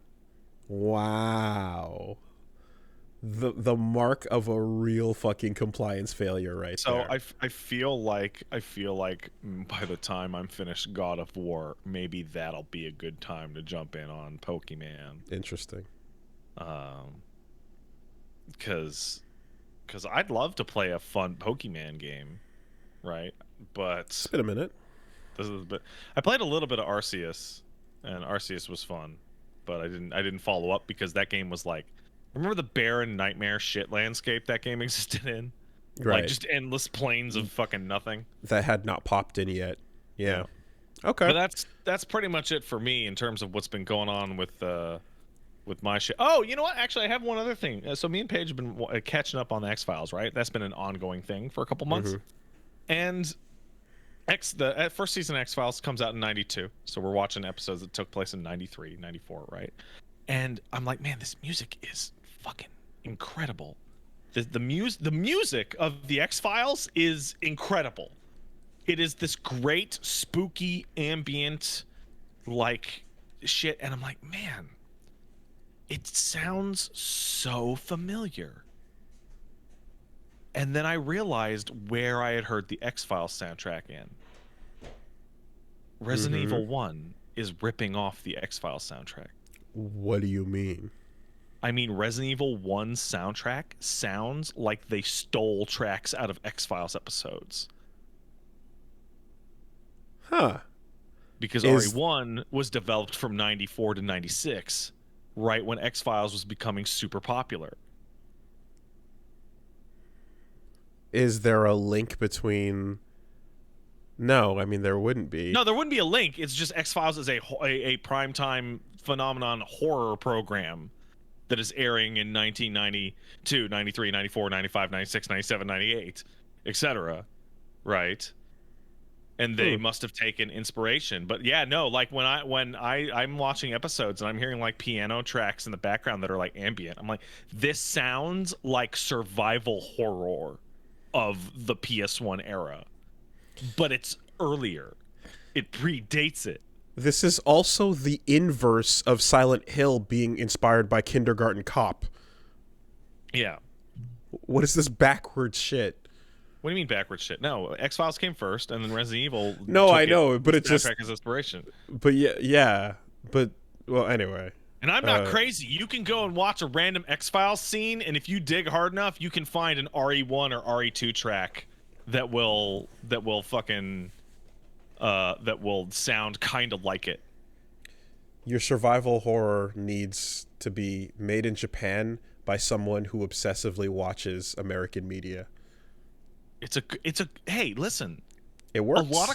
A lot of cool shit has been made by people in Japan who obsessively watch American media. It works, absolutely. Yeah, the formula. It's a fun lens. They're more. I would say that Westaboos are more successful at making their media than Weeaboos are at making their media. 1,000,000%. Yes, or maybe absolutely. That's just our perspective. Well, the other problem is we don't feel Japanese cringe. We don't feel Japanese cultural cringe. We don't have it. It's not for us. We're immune. We are immune to what other Japanese people's cringe would feel like. Because you know, so the equivalent of our neon white dialogue cutscenes when done by a Westaboo, we can't see it. Can't do it. Yeah. All right, so that's it for me. If you want to catch more Pat content, you can go down to twitch.tv/PatStaresAt. Obviously, I'll be playing Darktide and Ragnarok and Mabinogi. And obviously, we'll be watching. The React stuff, we've changed it to demand for cringe. And people have submitted some cringe, and it's like knife in the chest. Oh, like yeah. Shit I've never seen. It's brutal. You can also go down to twitch.tv/PeachSaliva. If you're listening to this live, that'd be Monday night tonight at around 5 o'clock. And then we'll be playing Devil and Me. And also, Paige got contacted by the devs at Callisto Protocol to play Callisto Protocol, and I didn't. So we'll be playing that on her channel. Great. Nice. Yeah, we'll talk about them in a second. All right. That's it for me. Nice. Hey, Wooly, I want to talk to you about Bayonetta 3. Okay, there's a couple things. to get into. One, we'll get there. Just want to put the alert out. I have acquired through, I mentioned it the other day, but through I jumped on Newegg using Honey, and I grabbed one of these keyboard. Is that the hand key? The hand key, the numpad for the hand key thing. The FF14 branded one? No, it's just a Razer one, and it's got a thumb thing over here, and it's got like a quick. So what I'm gonna do is I'm gonna put this on the arm of my couch, and I'm gonna see if the power of WASD works better when it's with the arm in a comfortable resting position, because as much as I prefer a controller in all circumstances, I continue to see what's out there for fun. I mean, there's a couple circumstances you wouldn't like. I don't think you'd be insane enough to be like, I prefer controller for RTS. No, but I don't play those that often, if ever, really. However, in a game like Gundam Evolution, which seems to work fine both ways, I definitely am curious to see if like this improves the situation a little bit. I mean, the cube does work to some degree, but this would definitely be a bit less strain from the couch. So we'll try it out. I'll have a full report. But that's. Hey, Wooly, I don't mean to be rude, but I actually was just reminded I have actually a story to tell you that I would be wildly remiss in not telling you. Uh-huh. Let me just wave for a second. So a couple weeks ago, I told you the stories about me moving in, right? And I described, the flat tire, and I described floor pie, right? Motherfuck. Okay. Yes. All right. So I was in the middle of, I don't know what. Perhaps it was something. And people came over going, they found the floor pie. And I was like, what are you talking about? That's a little unclear. Like the floor pie was found. They saw it. And I was like, what the fuck's going on? And then it was like, and they're like, Pat Stream. And I'm like, I don't know the Pat Stream lore. Why do you think, what's going on? I'll tell you. Yeah. So here's what happened. So we, that all happened. You were there, right? You put up a clip of like, neighbors must not see your floor pie. That was the name of the video. Right. So, a couple nights ago, my neighbor was out in his yard. And I was like, hey, man, what's going on? And we, shot the shit about the yard and neighbor stuff and the neighborhood. And, the normal. The banalities of living in next to each other, right? And we're chatting, and we gave each other our text messages in case we needed to contact each other, right? Like, whatever. And then I asked him a question about he got a cool new thing in his yard. I'm like, oh, how much did that cost? And he's like, let me get back to you once the invoice comes in, and I'll let you know. And I'm like, okay, cool. And then Paige is streaming, and I'm doing chores over at the house. And then like, oh, hey, neighbor man, messaged me. He gave me a text message. Oh, cool. Cool. There's the answer of the question I asked. And he's like, hey, man, whenever it's cool, we'd like to hang out with you guys and, see the place, see how you guys are settling in, right? And I'm like, oh, that would be wonderful. We still have boxes to unpack, right? But, it's like doing the thing. And he says, okay, great. Let us know, and we'll bring over more floor pie next time. Critical hit. Saved for the final strike. And a singular strike. And I'm in the house. I'm in the house looking at my phone, and I just start to scream. Just And so Paige is streaming when this happens. So I come over, I walk across the yard to the office, and I come in and I go, Paige, I have the funniest thing in the world for you, but you're gonna freak out. And she goes, okay. And then I show her the text, and then she starts to scream. And then we're just both screaming. And then we go and we're like, well, maybe they didn't listen. Okay, just type in Wooly versus floor pie. And like, that's the day you would put the clip up. And we just started just screaming at the top of our lungs. It's like, oh, Jesus God. And then, then comes the part where I go back and I listen to the whole thing. Yeah. And it's like, I was like, no, okay. Oh, it's too late, nice neighbor. I've seen polite, everything. But like, they know. They know. They know. They know. They know. You have given the power, and you've now you're. That's it. You've handed them the ability to find out. And like, there's no like worry here. Like, we really like our neighbors, and they're very nice. But any semblance of like normalcy and being a normal human is all clearly a sham. But also, there's like parts of the podcast or our streams where like, yeah, we moved in, and everyone around our house is just incredibly attractive.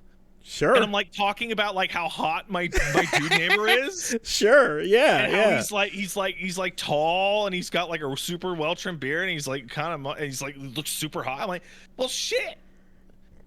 There you go. There you go. See, you need to at all times prepare for the worst. Don't hold back. Let it all out. But just know in the back of your mind, somewhere, sometime, someone might click on this, or who knows? Maybe. Yeah. In the middle of a meeting with family, right, when everyone's all together, someone might make a little offhanded comment about the stories of Maddentown making it to the internet, and to which you just... Oh, no. Oh, no. You know? Oh, no. And then you just sit in it.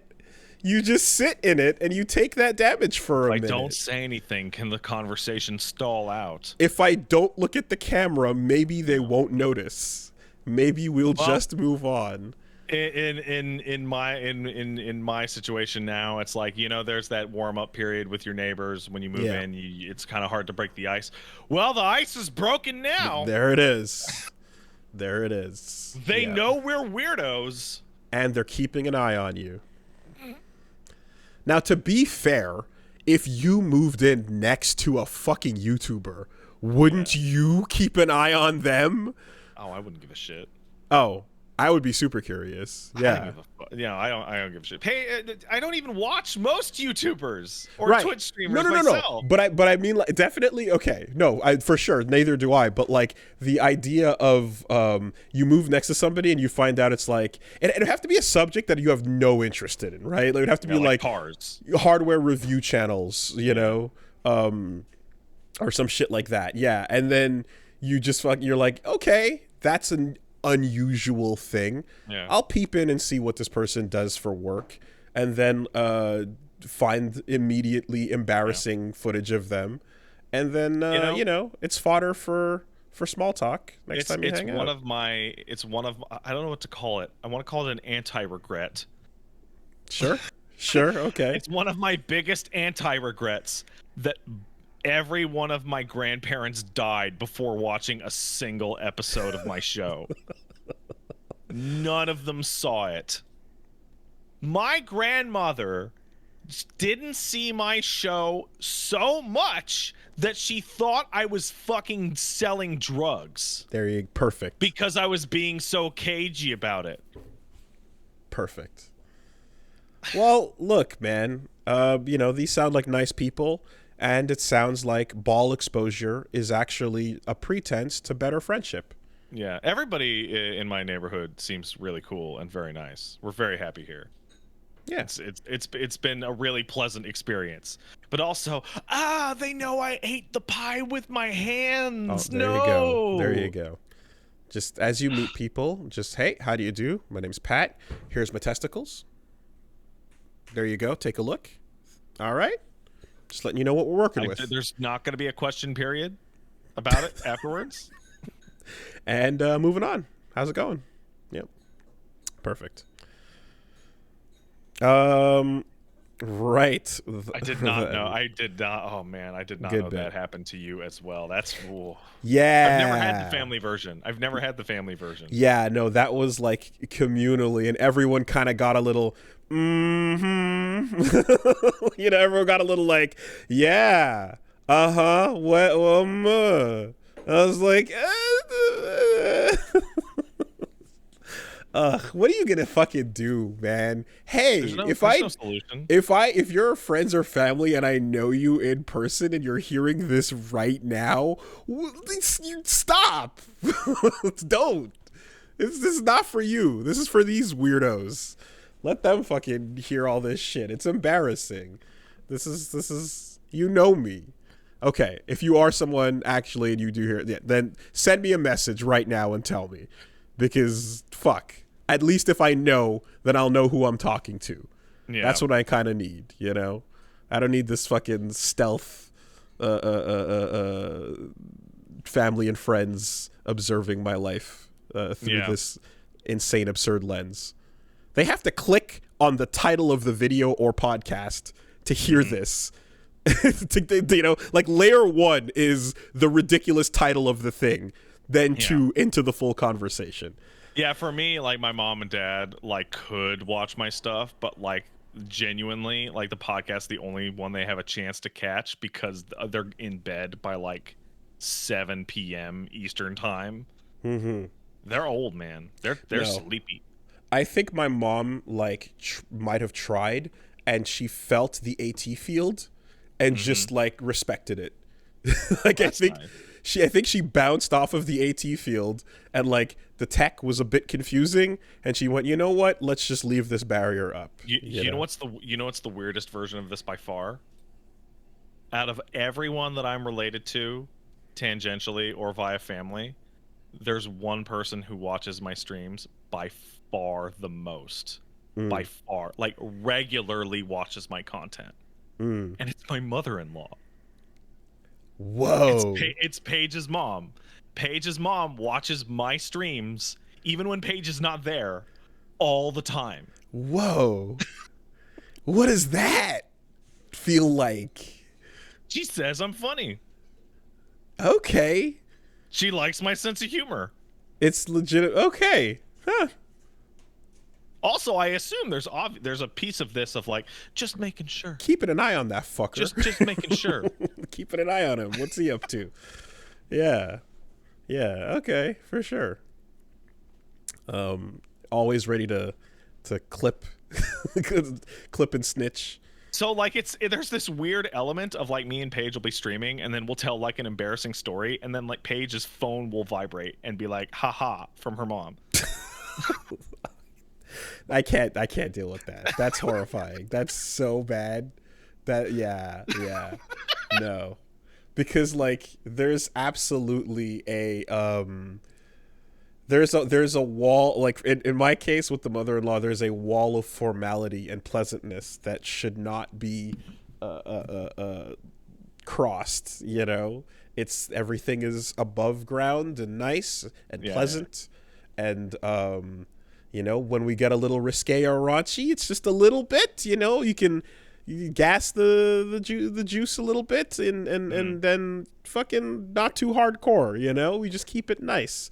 With the father-in-law, I can go fucking nuts and I don't know, like it's, like fart jokes are happening. It's whatever. Actually, I have a follow-up as of right now because Paige is watching the podcast. She also would like to tell you, Wooly, that Paige's mother also thinks you are really funny and cool. Wow. Well, thank you. And also, I'm now like peripherally feeling that awkwardness.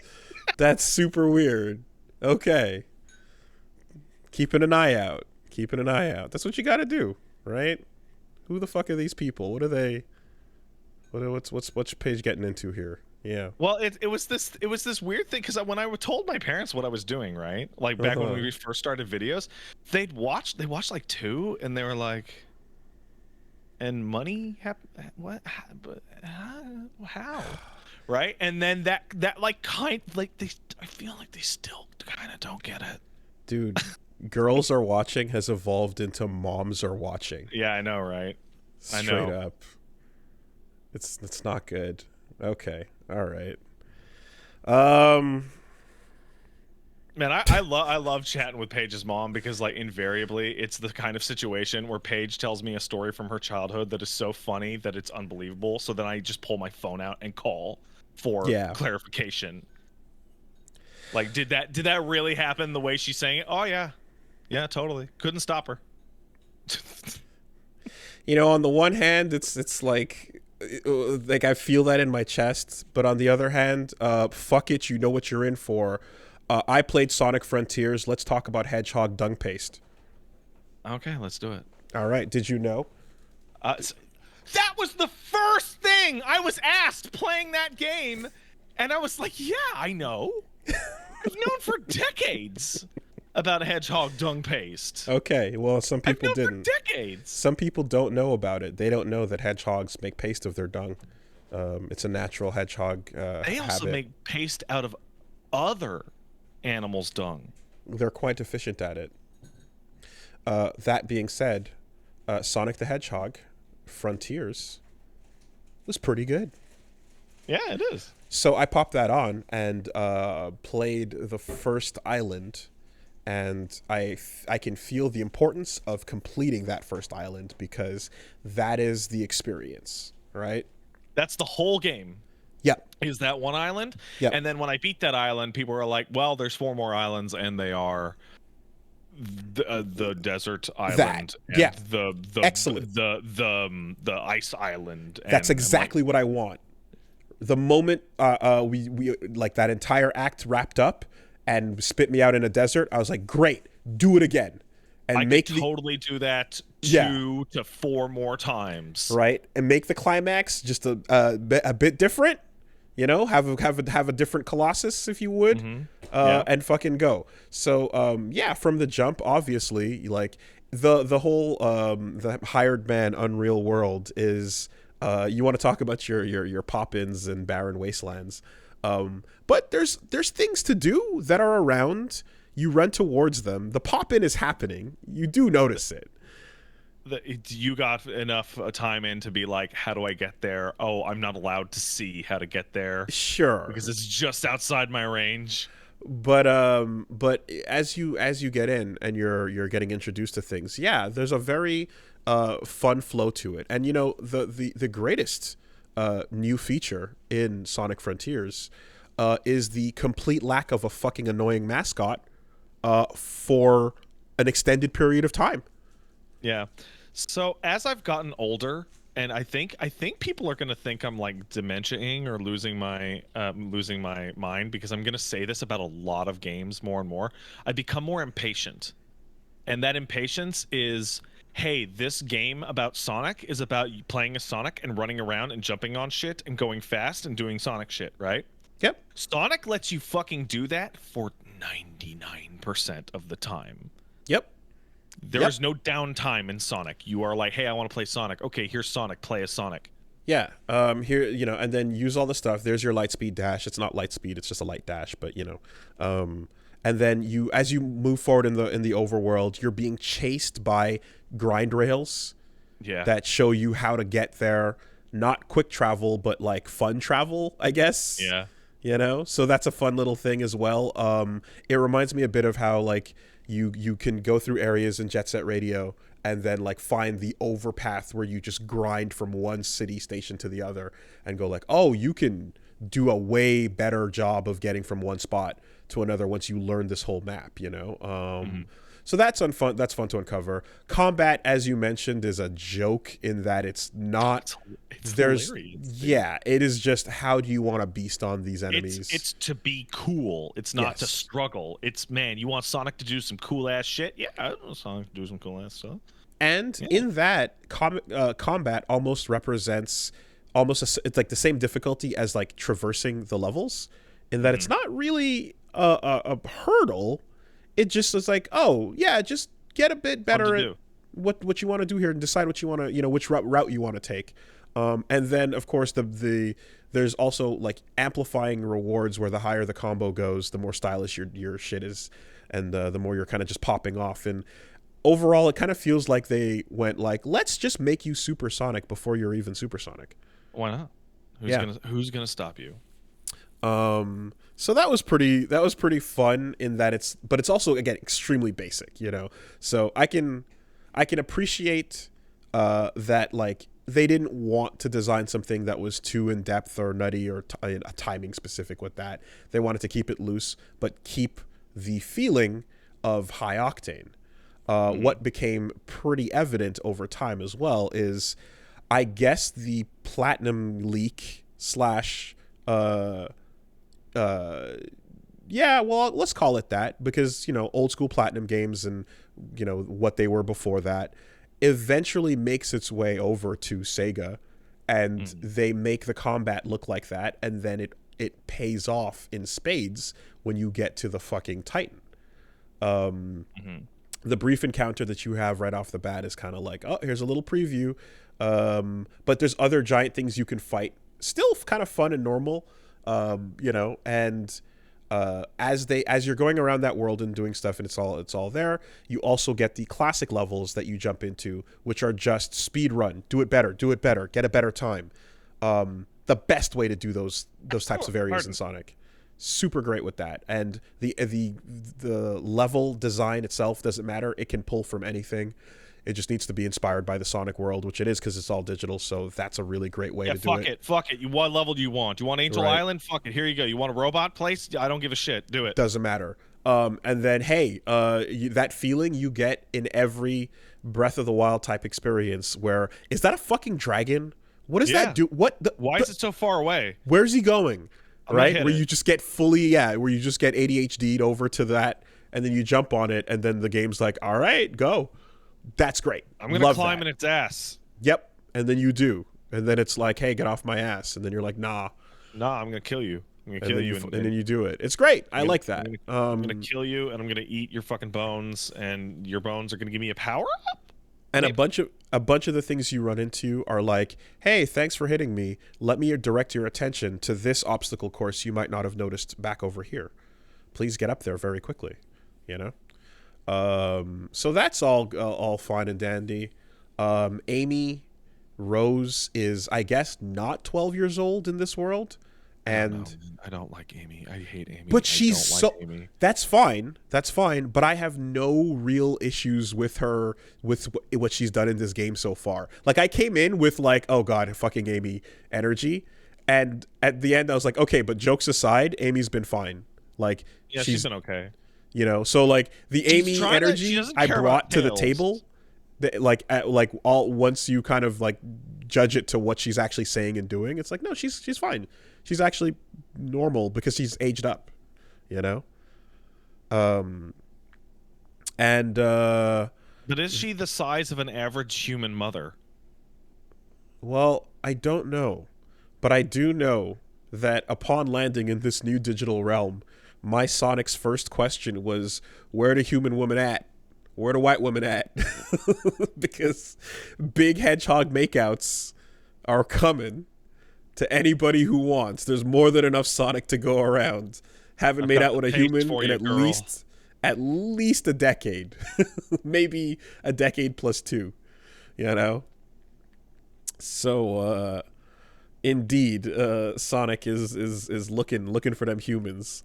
But I thought the build up was fun, and then, you know, Robotnik is introducing himself in a, like, he's alone, so he's kind of just monologuing calmly, you know, which is like, okay, that's interesting, sure.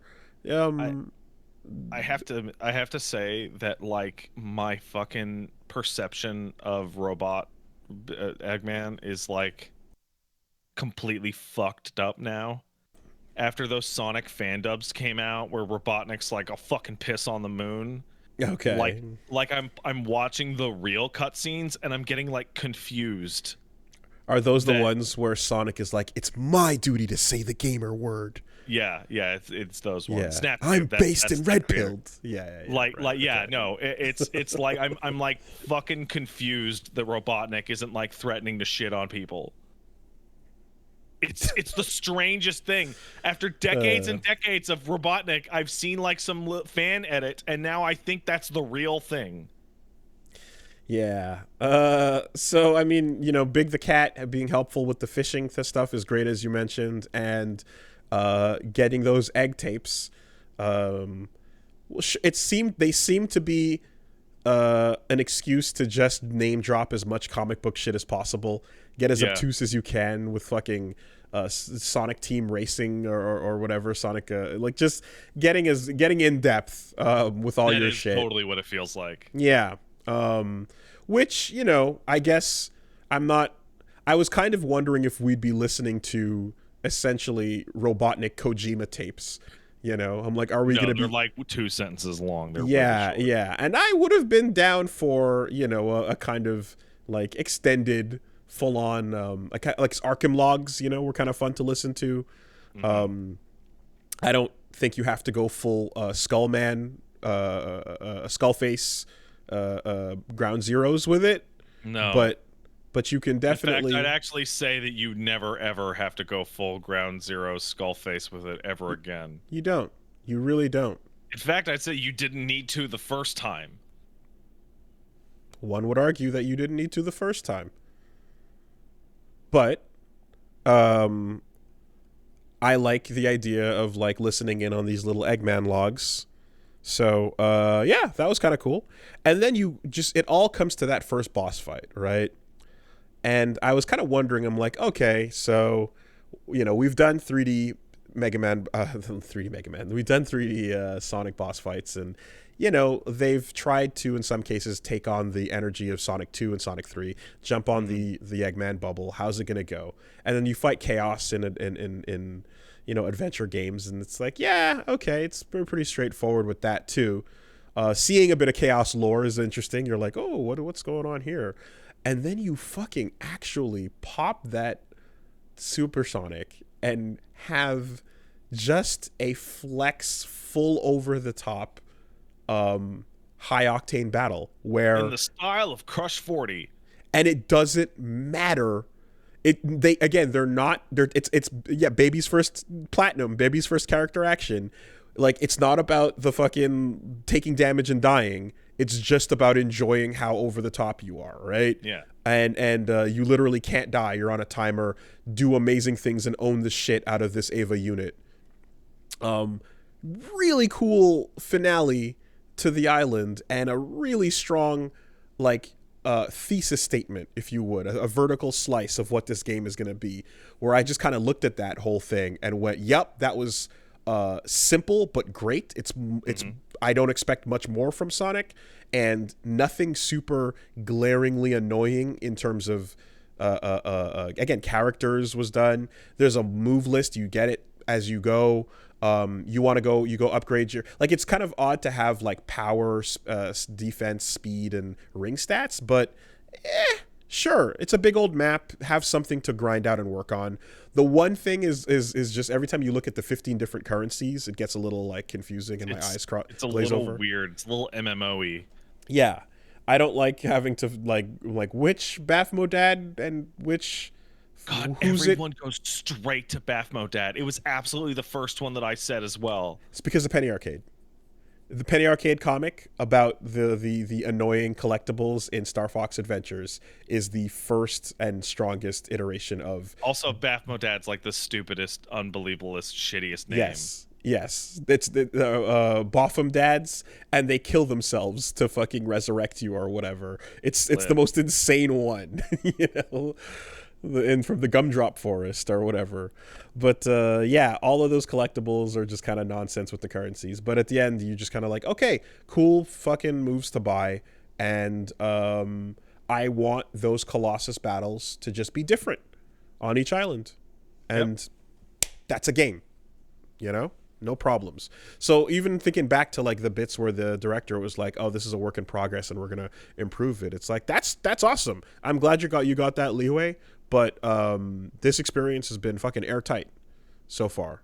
And the fact that you can go into the options and crank the sliders up to go even faster. Oh, it's weird how much control you have over it. That's great. Like, that's so cool. It's weird for any game, but like for a Sonic game to be like, yeah, how much inertia do you want on your hedgehog? Like, what? Yeah. That's how tight do you want your cornering to be, you know?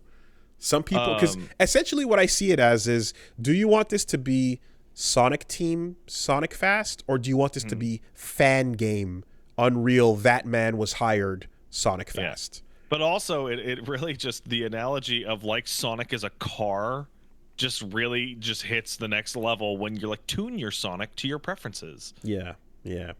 And then increase his stats in game too. Do both. Yeah.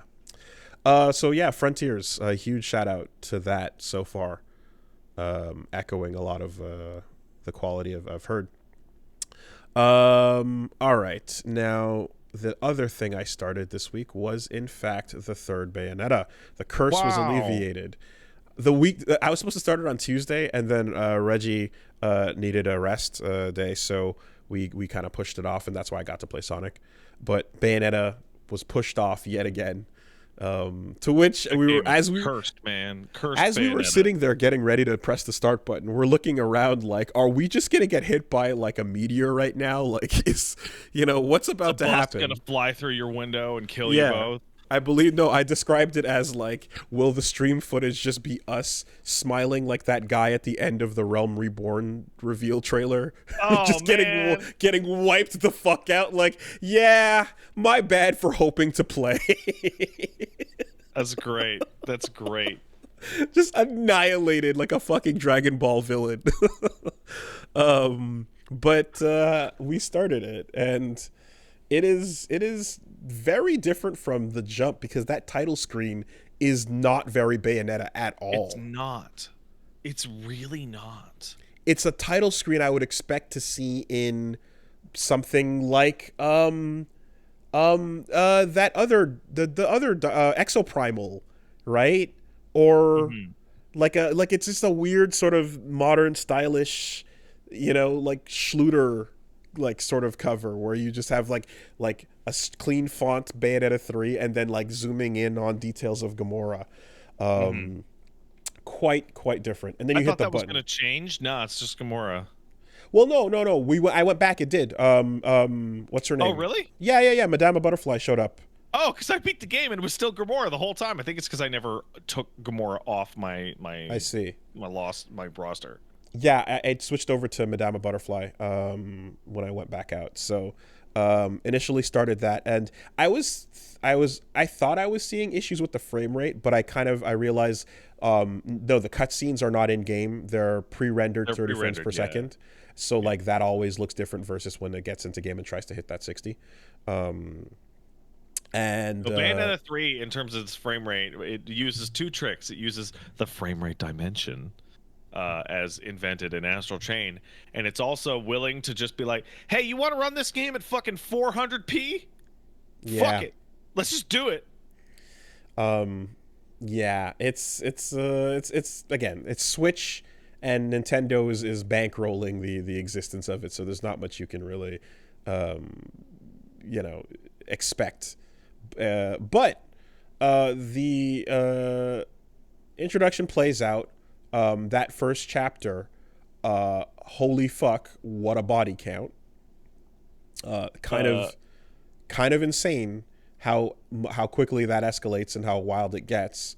And you also get you get to be maybe half an hour into the game, and you're like, wow, Helena Taylor is fucking stupid. Yeah. Well, I mean, that's wow, you could have gotten 5K for that. God damn, that's a good day's work. Dude, the bit started at the end of Bayo 2 when the credits were rolling, and we're like, what an amazing job by Jennifer Hale.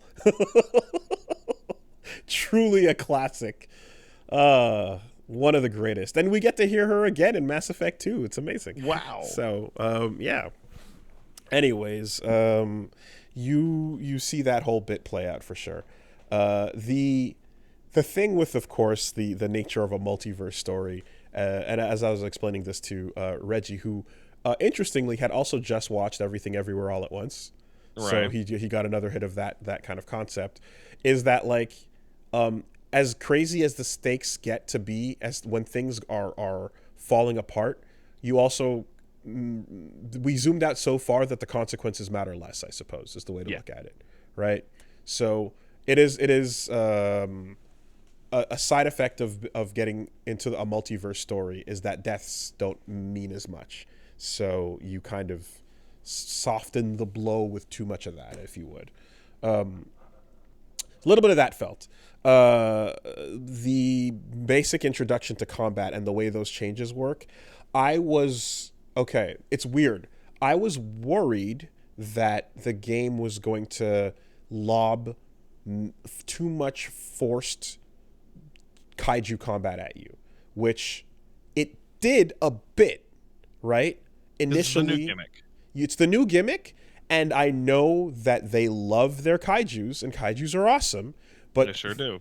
But kaijus are antithetical to the combat style of Bayo herself, which is speed and dodge, precision. Yeah, kaijus are slow and imprecise and just big buffer in two swings and then we're out. So that was an initial thing, and I was like, okay, but Astral Chain makes it work by having the slave be as quick as you are. Yeah. So how are we gonna make this work here? Well, the moment it was explained, and it was not in game, but thankfully a Solidus mentioned to me, hey, buffer in two attacks and then take control of Bayonetta again, and that makes it. As soon as the attack starts coming out, you just go back to the Bayo. Perfect, because they show you in game, like, stand there and cheerlead your kaiju while it does things, and it's like, no, I want to call out the persona that Shadow Labrys uses, and then control, Labrys herself, and then keep fighting, right? Buffer in the big thing, and then continue to play Bayo the way you like. And the fact that you can do that in this, I'm like, okay, fantastic. So I think the two slowest attacks with Gamora was the fire and then the jump, The slowest attack with Gamora is like the one you unlock on the 360 with punch, where Gamora spins around and just Shin Godzilla laser shit out the of lasers. Yeah, the Shin God laser. Yeah, so the Shin Gori. What happens is you take Gamora out and you do that move, and then you let go of the button and go back to fighting, and you're 4 hits into a combo before Gamora even starts shooting the laser. Yeah, the problem with that laser, as cool as it is, because Shin Godzilla fucking rocks, it has no accuracy whatsoever. It's just cool to look at. Shit. So instead, the beam is way better. The beam is super good. The V fucking Phantom Beam, right? Yeah. That's the real thing you want to get going. Exactly. I can see that, And then looking at all those other moves as well, I'm like, man, just give Gamora the barf laser already. We're full on with the Godzilla references, But that's cool. And I'm happy that you can put the two together in a way that doesn't become, slow fighting in the distance while you jump around and do your best to dodge the enemies. You can put the two together. Not to mention as a combo ender as well for the Astral Chain parts too, Yeah. I love going to the Gates of Hell because it's just awesome. But, of course, putting your move list on your pause menu means you don't have to do that anymore. Yeah. Also, every weapon you get has its own move list to buy, and it would just drown in the Gates of Hell menu. Understandable. I find that it's it took a second for me to put together the DT kind of form that she's taking on relative to the weapon, separate from the demon associated with the weapon. It's a little strange. Yeah, because it's okay, here's a weapon based on Gamora, and then you're gonna turn into that, but you can switch to not Gamora on the thing, but you're still in this form, and I can feel depending on which form I'm gonna need, it might take a second to get used to. Don't switch the demon, switch the weapon, to get that third jump or that butterfly or whatever. Jean shows up, and I believe I described it as she really woke up and set the makeup shotgun to whore. That's pretty intense going on with her. Viola, of course, is there, and she's new. I'm not Nero. Yeah. Shiro. No, what? No, she's I'm not Nero. She's new. She's punk rock, and she's very worried. She's very worried about things, so we'll have to find out some more about her. But they introduced Cheshire, certainly, And I'm like, we already have a mascot. Lappy was right over there. I like that Lappy's right over there. Yeah, and Enzo, Enzo's good enough as a mascot in this. Oh no. Enzo's looking at a photo of his family. You know. Okay. It's back to Cheshire we go. Strange because they're like, they're dead. They're my family, and then you're like, whatever. The multiverse. It's insane. In fact, I felt it was weird because it's like we all dunk on Enzo, ha ha, lols, and he always talks about his family and how they matter most and fuck this. But I'll help Bayo get the job done. But at the end of the day, when push comes to shove, like that's really fucked up. And you would hope that there'd be almost if it goes that far, a real understanding, you know. But Bayo's not going to break kayfabe, right? No, it's like I stomp on your balls, LOL, and it's like no, Enzo's like bawling his eyes out over a picture of his dead family and going, they're dead, and Bayo's like just fucking doing a dance. Oh yeah, who gives a shit? That was a pretty. I have to like. I didn't. Yeah, it kind of hit in a little way where I was like, I don't like that Bayo is the type of person that kind of is just glossing over that, you know. It's all fun as long as I guess like I don't know. At the end of the day, he can get fucking kicked in the balls and stomped on and crash a plane, but he's like, "Fuck y'all, I'm going back to my family." You know, I feel bad. I feel really bad for him. Anyway, also the gates of hell are a feeling. They're a mood. They're a vibe. It doesn't matter where you are. There they be. Rodin looks exceptionally stylish in this game, so that's pretty sick. Cool. I like it. Yeah, and you know, I have to say that like overall, yeah, the worries I had about how the kaiju stuff would play out are that stuff's fine. I'm having a very difficult time with the lock-on systems change. So, if you played 2 right before this, you'd feel it hard, but 2 had lock-on button as a toggle on what was essentially LT, LZ. Yeah. And whatever you looked at, the soft lock moment would become hard, and then you would you fight. And then you would be able to release that and then readjust your target properly. So I never had any issues with not targeting the thing I needed to the second I needed to do so. Right. What's happened now is it's on R3 is where it's on by default, and it's a toggle, which is good because now you can free up on R3 it has to be a toggle. There's of course, right? And that's the benefit of that is that it frees up a finger for kaiju play, right? For summoning your slave demons. Which, by the way, Gamora fucking talking shit, acting up again. God damn it. Will you just do what you're told already? But you see, you then have, I guess, the second button, which is like a softer lock, like a DMC kind of soft lock. But I had a couple of verses where I wanted to quickly switch over to the big threat and like unlocking and then relocking while facing the big threat continued to lock onto the smaller enemy. So I don't quite know what's going wrong, but in a 1v1, no problem. But in a group situation, I'm having problems where like, you got to stop that big thing or that laser thing right now, very quickly. Target the right enemy.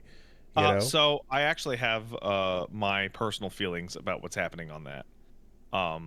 Is that the design does not give a shit about locking on, and that you have these massive kaijus so that you can sweep the whole fight with one move. Okay. I completely gave up on using the lock on entirely after like an hour. Okay. I just said it's a soft lock game. I don't care anymore. That's the advice I got And like that's kind of what I started to try to do. But like I suppose as long as there are enemies with like, you know, things going on like shields that they put up or buffs to others, and you know, as long as there's an enemy interaction in the group where you might have a desirable target, for me at least, I feel like I'm gonna want to use that, especially if my kaiju's already doing something over there. You know? I went through that whole game, and my takeaway was that the desirable target was the one that was closest to Bayonetta. Okay. The only time I ever used lock-on in that entire game was when I was doing one-on-one boss fights, because it centers the enemy slightly more in the middle of the screen. But like you felt that, right? Like Oh lock on yeah. was having a hard time working in this game. But also, I don't think Bayonetta's lock-on in general is up to snuff at all in any of the games. I think the game like wants you to use a soft lock. I mean, I will say that having just came off of 2 back to back, it like my finger does get tired if the fight goes on long, but it does work in that I never really had much of a problem grabbing the right enemy and moving towards them. Yeah. You know, and especially when a group is clustered together. So in this case, like I keep fucking targeting those Warframe rejects, you know, that pop out. And I'm trying to get to the stuff that's more threatening in the meantime. But perhaps as I get more moves and the ability to teleport around the map and shit, it won't matter, you know. But man, that's the observation. I really don't like the homunculi. Like I'm getting farther away from the game right now, and like I think back on them, and like they're just like disappearing into like a miasma in my mind. I'm waiting to see more, but the cloud Hey. naming convention is kind of interesting in that Hey. cloud. Yeah. There's no more to see. Okay. Well, they all look like that. The cloud, every single one. What was it? The cloud naming convention is an interesting thing, I guess, because it's like clouds are beneath heaven, but they're above Earth. Yeah, that only applies to like 2 enemies. Oh. Okay. Well, there's no unified theme behind their naming convention. Well, the soldiers, the main soldier ones, definitely just look like yeah, the Gennaro Warframe style things. It looks so much like Excalibur. It's really weird. Or like a Yoshimitsu that's missing half of its accessories. Yeah. You know, from like Tekken 4 or something. I'm looking at a Foxcade thread on Bayonetta 3 right now, in which he calls it like the Dark Souls 2 of Bayonetta. And I'm like, oh, I kind of see it. Well, so far, my only thing is the feeling of that lock-on bit. I'm glad that we have a void that is, you know, not just the loading training, but like actually like the option to cycle stuff a bit. You know, the initial, the one you get in the earlier games is like stand around alone, load in a normal enemy, and like now you at least get to like pick between a couple. So yeah, training rooms are important for these games, so that's great. The skill screen it's an overwhelming thing to take in for the first time. But yeah, I do, again, I appreciate not having to go back to the gates of hell, you know, and just get that shit. Yeah, so far, you know, we'll see. But I mean, we're doing it. It's there. The game's doing it. It's getting started. In the games, like to its credit is what I want to say. The upgrade system has like a UI problem where you're like, okay, cool, I got the new weapon. I'm gonna put points to learn the new weapon, and oh, cool, I'm really enjoying the new weapon.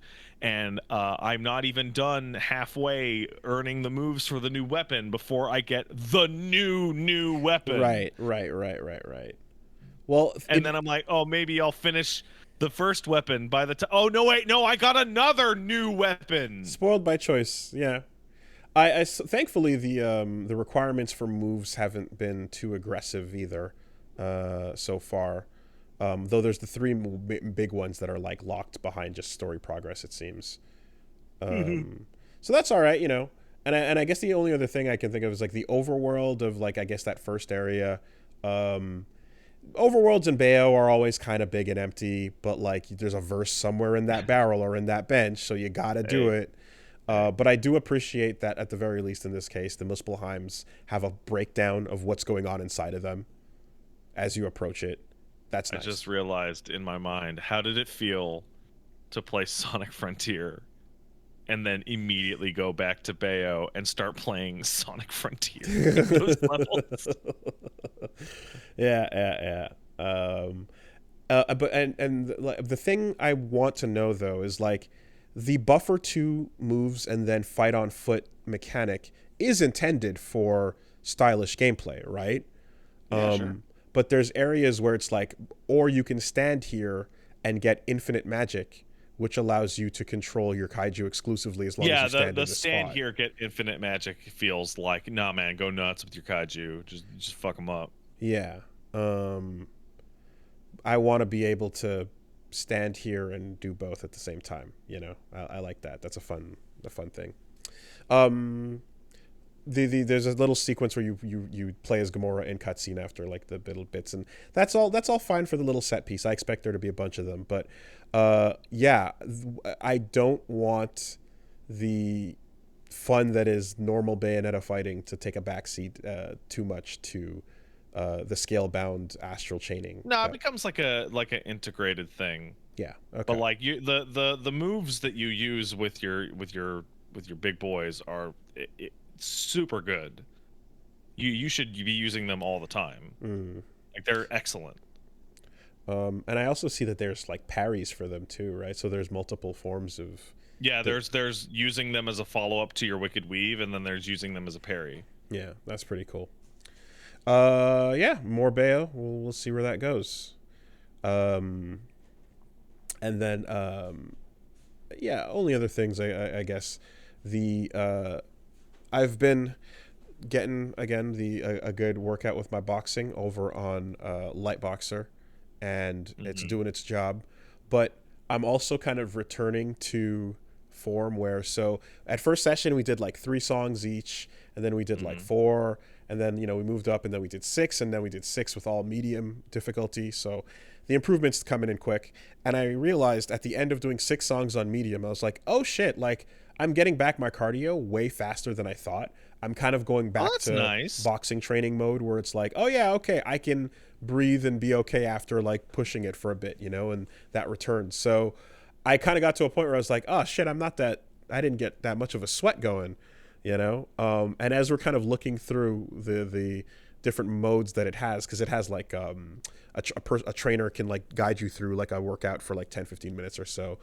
We saw one of the songs was fucking Dragon Force Through the Fire and the Flames. Yeah, that's the Ip Man fucking 100 punch shit song. And, so I'm like, hit that shit, let's go. 7 minutes and 20 seconds, and then it starts, and I see the first couple notes like da-da, and then they're coming back, da-da, and I'm like, nope, cancel, turn this off. No, I don't want to do it. Expert mode. I need to feel it. So I cranked that shit up. And like as soon as it's like all the Guitar Hero just washes over you, and you're it's amazing. It was so fucking hype, dude. And like by the end, you're just like, it is a long, brutal round. You're fighting the song. That's what, when you turn it up to expert, it feels like you're battling the fucking song. And as you know, with fucking that song in particular, it obnoxiously never wants to end. So getting to the end, just like dying and like getting the last couple hits out, it like that cemented it. I'm like, okay, no, this thing fucking works. It's doing its job. They got Through the Fire and the Flames. Like I want now. I'm like, they had that, and there's like 1 or 2 other tracks that were like Guitar Hero tracks, and I was like, oh fuck, the Guitar Hero soundtrack in me is like extra tuned to rhythm for for these games, and like I get a little nostalgic kick out of boxing to those songs. So everyone's been saying like, when are you gonna get the when are they gonna mod it to get in, like your Stand Proud or Back to Rise? And that's a good point. I would love that to happen, but in the meantime, Dragon Force is a pretty fucking good alternative. Yeah, I do like have a special place in my heart for like the final challenge songs of all those games. Yeah, Bark at the Moon will Punch forever. Freebird. Yeah, but really, like Bark at the Moon has its place for Guitar Hero 1. Mm-hmm. I want to see if we can find more of those. So I'm gonna see if I can curate it. But yeah, fuck, it was so sick. I had a blast with that. While we were podcasting last week, Sin came out in Guilty Gear Strive. Huzzah! He's a growing boy. He's now about 5 years old, perhaps. Oh my god! Even though he's in the body of a big buff man, and they have they brought him in. Now, I don't know if you know or remember much of his system in the original game. He's the meat man. Hunger, right? Need the meat. So they did something interesting with him. The changes to make him strivified, the strivification, if you would, are some things are cool, some things are understandable, some things I don't like as much. So it's a mixed bag here.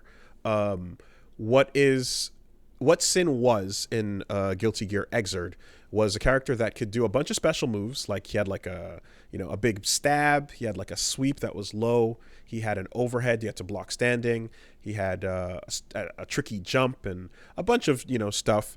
And the main thing he could do is he can chain one right into the other and keep it going. Mm-hmm. And each time he did, his hunger meter would go up. And when I'm working real hard. I'm getting hungry. And when you combo too many moves together, he goes and his stomach grumbles, and then you got to pull out some meat and eat it, and then it drops back down, right? So he was kind of the original Nago Ryuki, because Nago Ryuki also does big move comboed into big move, canceled into big move. But instead of getting hungry and standing still for a while, he just explodes and dies. Right?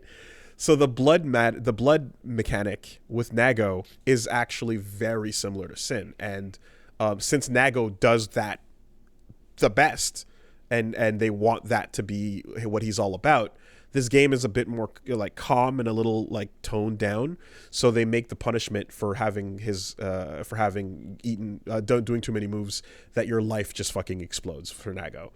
For Sin, they're not going to repeat that. So instead, they said, what if all those moves don't cancel into each other? They just have pre-baked in follow-ups. And then we give Sin a, let's call it a Dark Souls stamina meter that gets spent every time he does one of those canned follow-ups.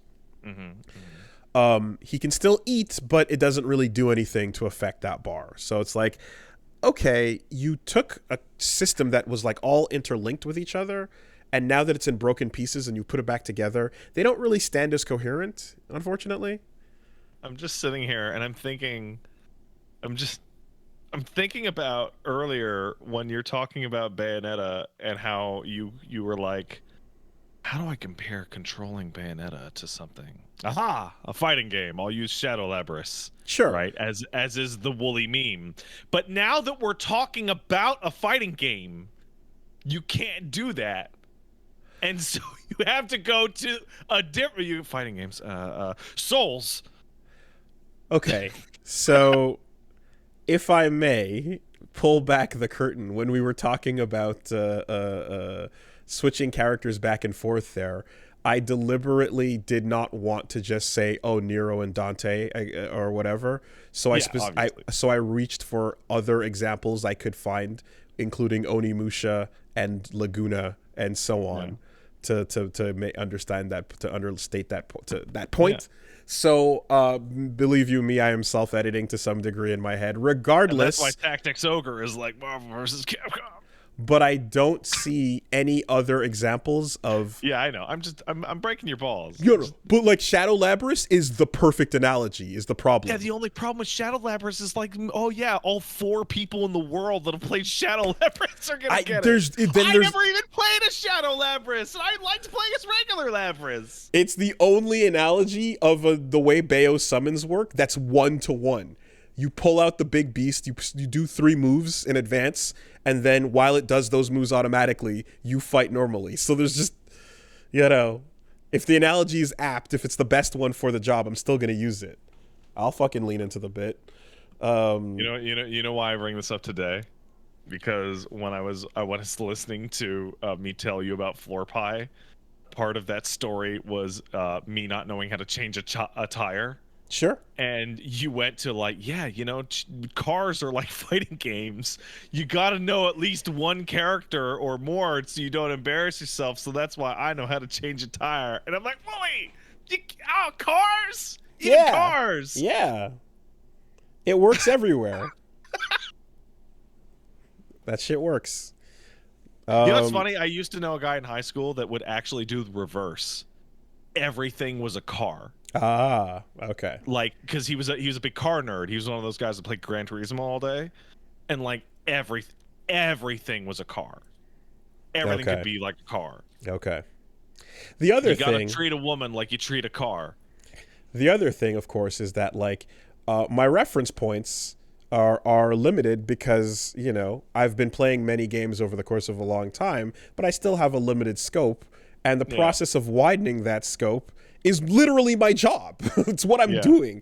Like, I'm trying to play all these older games to get better references so that I can expand my horizons and have a larger scope. But I'm doing it. I'm trying to do it. Yeah, no, and it's fun, and it's my job to bust your fucking ball. There you go.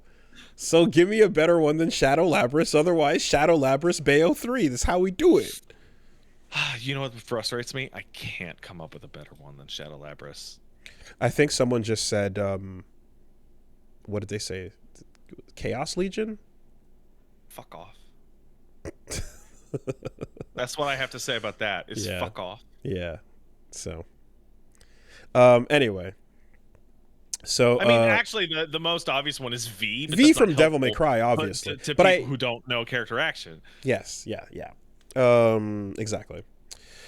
So isn't it weird how Bayo 3 is not made by like the people who made Devil May Cry 5 at all, but like a lot of it feels kind of like Devil May Cry 5? Yeah. Like the inspiration is very obvious. I like Viola is so on the nose that I'm suspicious of what we're gonna find out about her, I guess. I thought they were gonna close the loop and have her be like, I'm not dead weight. But they don't. But like, because if they did that, I'd be like, oh, okay, haha. Okay. Give me your. She does not say the word dead weight at any point. No. Like... Okay. Give me your fucking gray emoji face. All right.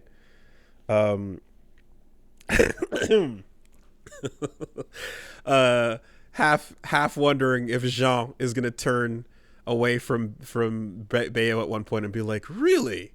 Huh. That was a long time ago. Huh. Well, that was a story for another time. And she's gonna be like, you better tell me about that one.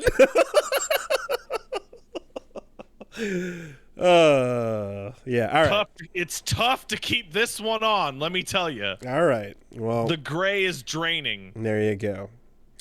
Anyways, so I did in fact play a little bit of Sin, and the thing, I guess, overall, because I can just go into the fucking hyper specific nature of what's up with him, but I think a more generalized topic is like, are there games where you've seen a character rebuilt or reworked in such a way where, in order to stay faithful, let's say to like a Warframe rework, right, you have to keep these pieces of what their identity was about, but they don't link together anymore? Yeah, no, I totally. And so they just have the hollow versions of what it was. Wooly, I have to tell you, especially after I've just busted your balls on using fighting game references, your Warframe example, a game you don't even play, is so perfect for this situation. You don't even know. There are frames that were buffed into uselessness because their shit no longer synergizes. Okay.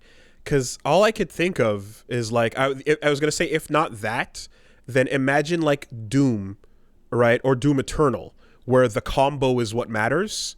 Yeah. And then suddenly the things that are on cooldown are being cycled while you're doing other things, but now multiple things cause cooldowns that you can't synergize the two together, or you know, they're just not, they don't interplay as well as they used to. Yeah. You know? So that kind of feels like what happened with Sin, unfortunately. With Baiken, I felt like they reworked her in such a way where it was still coherent, it made sense, and they just replaced her like big old crazy counter system with a her block and counter system with just a predictive make a hard guess and you will be rewarded if you're correct lock-in counter. But with Sin now, you have all these three things about him: the food eating mechanic, the bar, and then the follow-ups to his moves that just don't really interplay as well with each other as they used to. So that's a bit of a shame, right? But that aside, he still is a fun, kind of normal character. But as a result of those changes, he ends up being... I'm sorry, I zoned out for a second. Did you just say a Guilty Gear character is a fun, kind of normal character? Yes, because he's honest like his daddy. Fuck that. You don't buy DLC characters in a Guilty Gear game for fucking Akuma or fucking Sakura. Precisely. You buy it for stupid, dumb meter idiots doing bullshit out of his ass.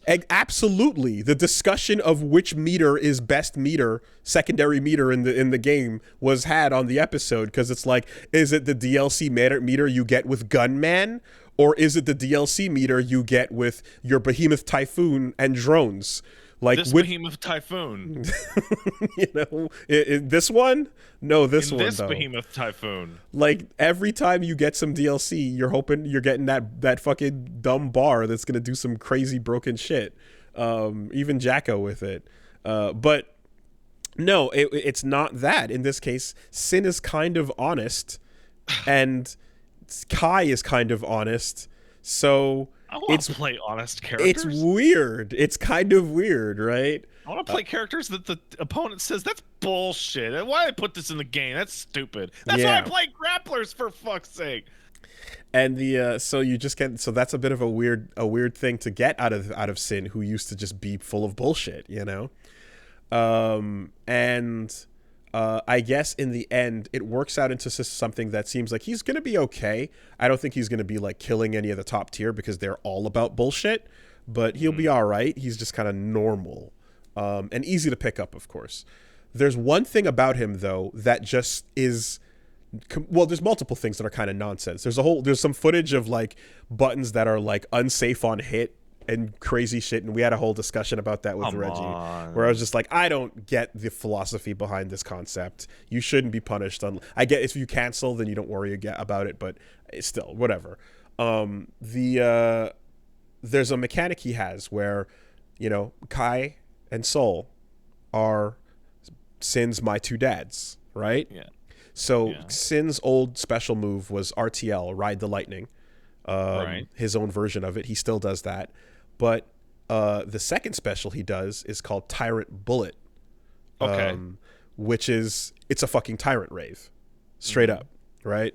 Yes, it's dad and grandpa, but it's also my two dads, so it's fine. Right. It works both ways. So he does it, and... Tyrant Barrel. So he does a tyrant rave, and the difference between when he does it and when Soul does it is that his version has to be manually timed for the second hit. Okay. So you go Tyrant, pop, and then you have to time the rave punch. Oh, I see it. So there are two states There are 3 actually. There's you've completely dropped it and nothing came out. You fucking botched it. Good job, idiot. There is you've missed it and it's hitting with inaccurate timing and you get weak damage. And then there's the perfect hit, which does normal big super damage and wall breaks from just about anywhere on the screen. Okay, got it. Crazy, right? And is it just frame input? Just frame input. That's too much. 1 frame. That's too much. That's way too much. Right? Furthermore, you have 2 ways of inputting it. You can do the super input, like double quarter circle forward punch, and then you can let go and then press punch a second time. Or you can hold punch and then release it. But the timing for those 2 versions of the move are separate. That's stupid. So the version where you tap punch and then tap punch again has a 20 frame difference between hold punch and release it on the right moment. It's so hard for no reason. And he's not even taking advantage in a way regularly that it's like a massive payoff. It's just making him suffer for nothing. And it's so weird, you know? So like instead of just making the character like have a bad super that is good with 1 frame, just make a 3rd state which is close but no cigar, right? Mm-hmm. Have a 5 frame window or so, which is like, oh, you get a good hit out of this. It's not as good as the perfect frame, but hey, not bad. You landed it, you know? Mm-hmm. Like we talked about judges. You talk about feast or famine. We talk about all of that. Have a thing. Feast or famine, 1 frame shit is the pinnacle of feast or famine. Right? Too much. I don't feel bad when I'm doing my react with Nero. I feel awesome when I land a max act perfect rev, right? Don't make it like if you're going to have a fail state, have a normal state, then have an awesome state. If it's all fail and then 1 frame of perfection, that feels so much worse as a game design. You know, it's such a simple thing, but it's like let the player feel good about doing the things, and failure can be failure, but there needs to be a normal state, you know. So it's quite odd that they decided to design it that way, and it feels as if like we'll see how it kind of works out, you know. But just frame is wildly precise. Anyway. Wait, all carrot, no horse? What the no, that's all not. Carrot, no stick. All stick, no carrot. Chat just says all carrot, no horse. I'm trying to figure out what that could possibly mean. Someone just said Wooly's wrong again. There is a just miss. When I was testing it in training mode, I noticed that there was the hits that would range from, I think it was like 80 to 93 damage or so.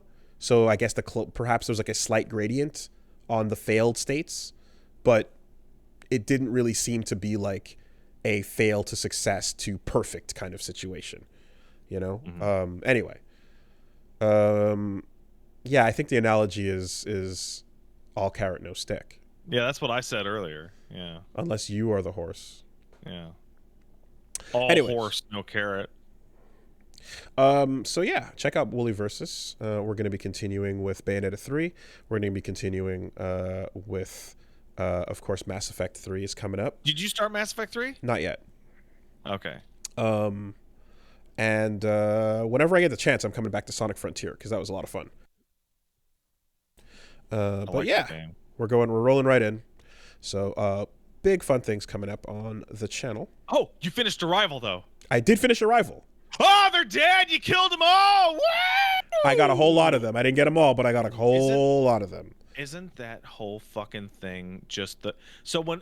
I want you to know, every time we talked about Batarians, in the back of my mind, all the way in the back, I'm like, not only are these like the most fucked up like enemy race to ever exist in sci-fi in terms of like no fucking redemption, one of the DLCs just has you like war crime genocide a whole planet and just like feel nothing.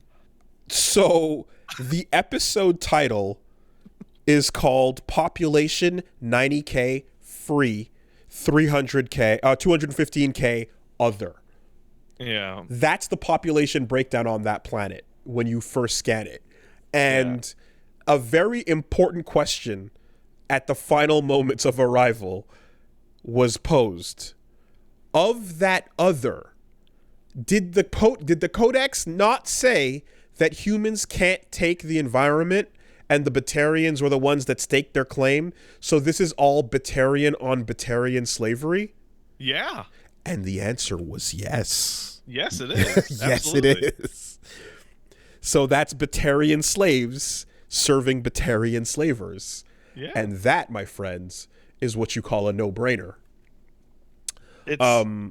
I heard that even if you make the call, things don't really work out that differently anyway. You can't evacuate like a fucking planet in like 10 minutes. But Mass Effect 1 makes you think that you can, you know?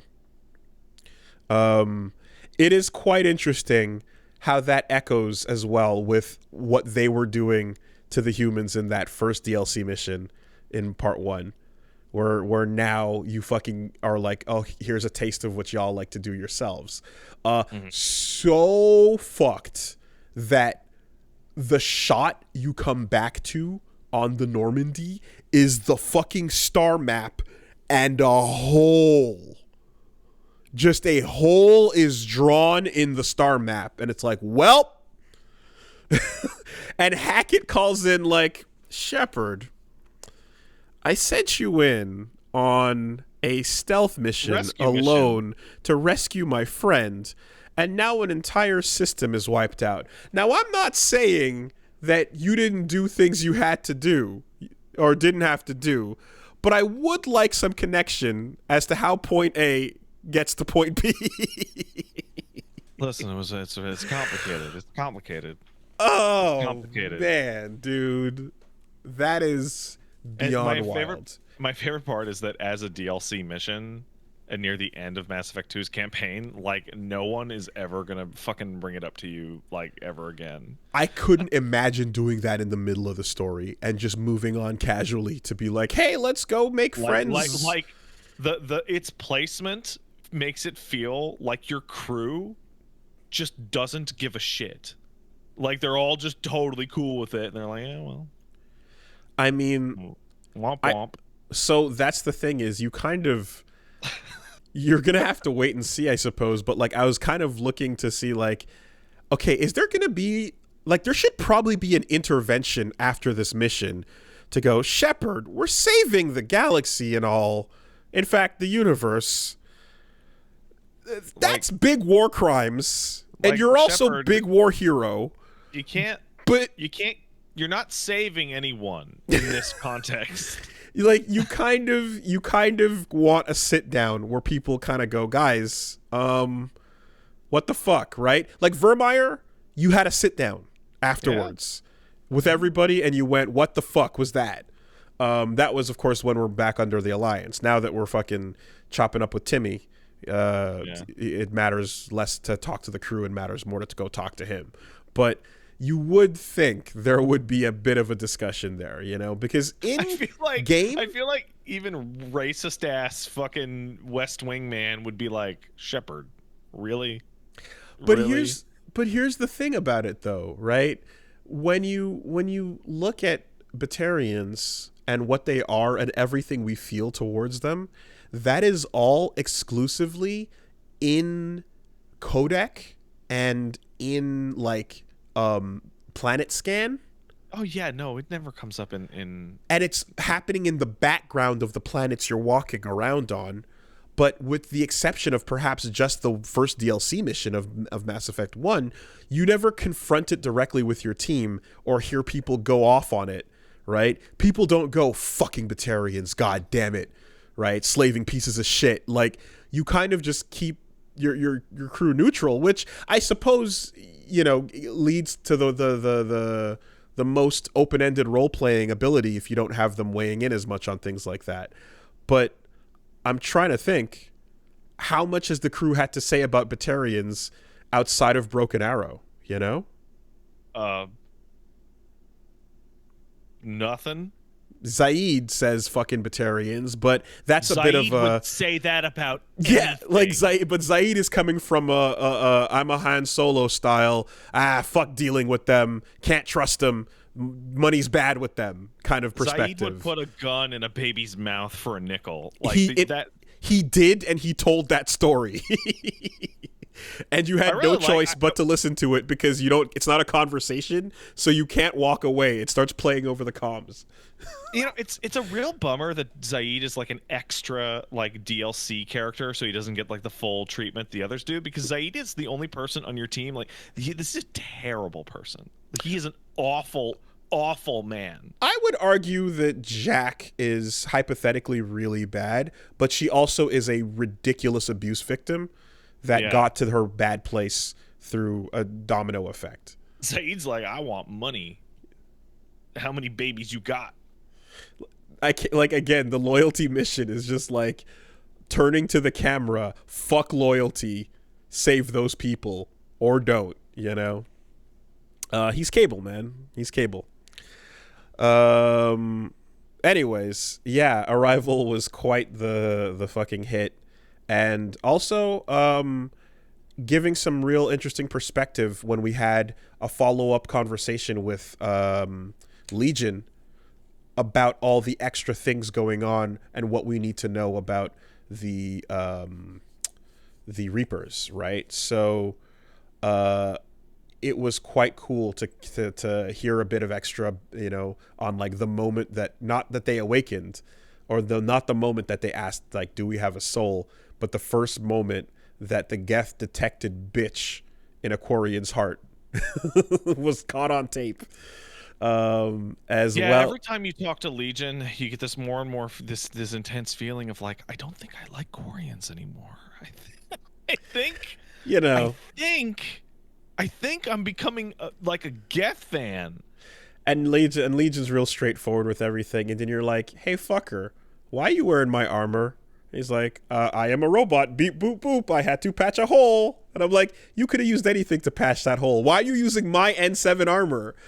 Beep, boop, boop, boop, boop, boop. Like, Legion is so perfect because, like, you know he's better than that. And it's like this robot is pretending to be a robot to get out of an uncomfortable question that shouldn't affect him because he's a fucking robot. Awesome. So good. I can't believe the layers of that moment. Like, that character dumbing down his personality to appear as, we are Geth, this is what we do, this is how we interface, is so fucking good. I love it so much. And it reminds me again of when everyone on Futurama is doing the robot and Bender can't do it.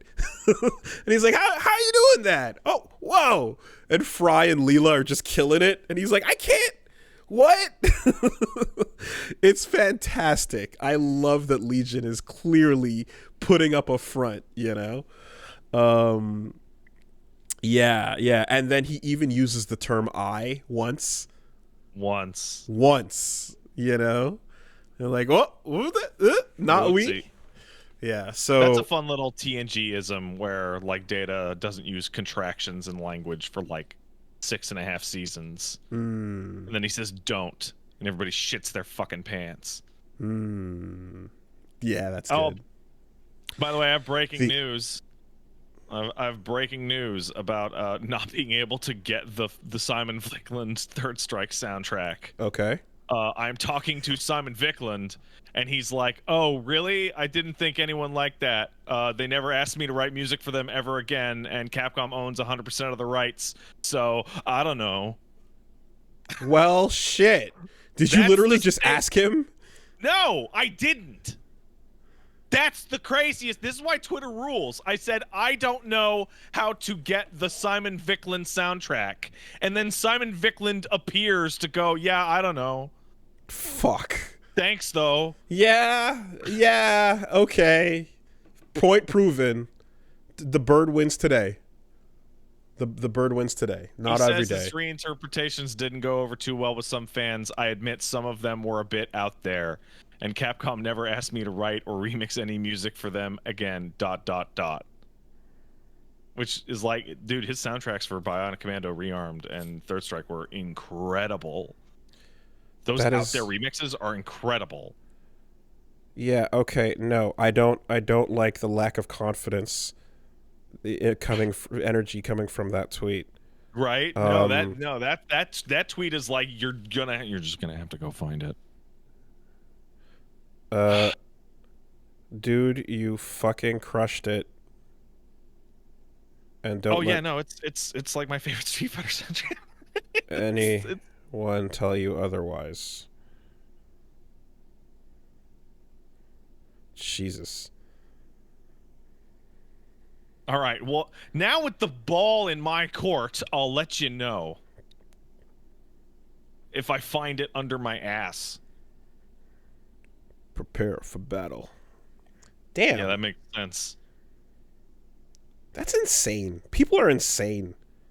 Jesus Christ. Anyways. That soundtrack's incredible.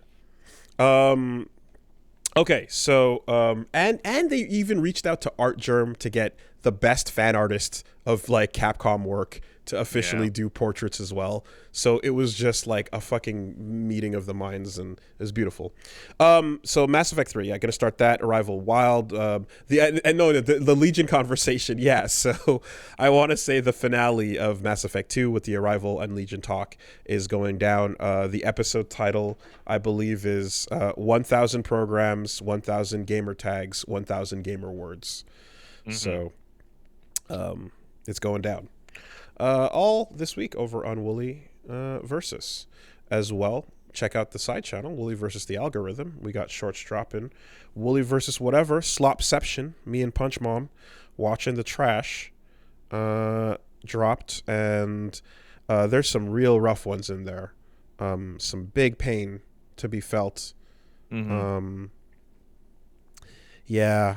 No, there was one moment where like her like social work expertise was needed to parse the situation, when a kid is like, not yet, I'm not going to the bathroom. Go to the fucking bathroom. Not yet. And we just kind of, you're shitting yourself.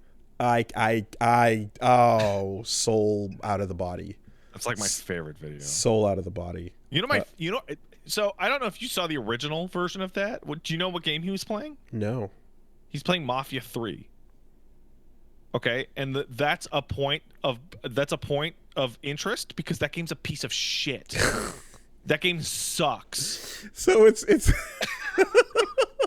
the sacrifice is not even in something that's an understandable moment, right? I was assuming, you're alive, you're online. He's playing a single player Mafia 3 mission. And you can pause at any time. Oh my totally. Yeah. Anyways, I'm gonna tell you right now because of what happened on my stream that somebody's gonna send you top 10 Sonic females. Let's go. And you need to watch that. You need to. Yeah. You need to close your heart to it. Okay. And get in Sally Acorn, Blaze the Cat. Yeah. Okay. You're 2 for 10 already. Charmy.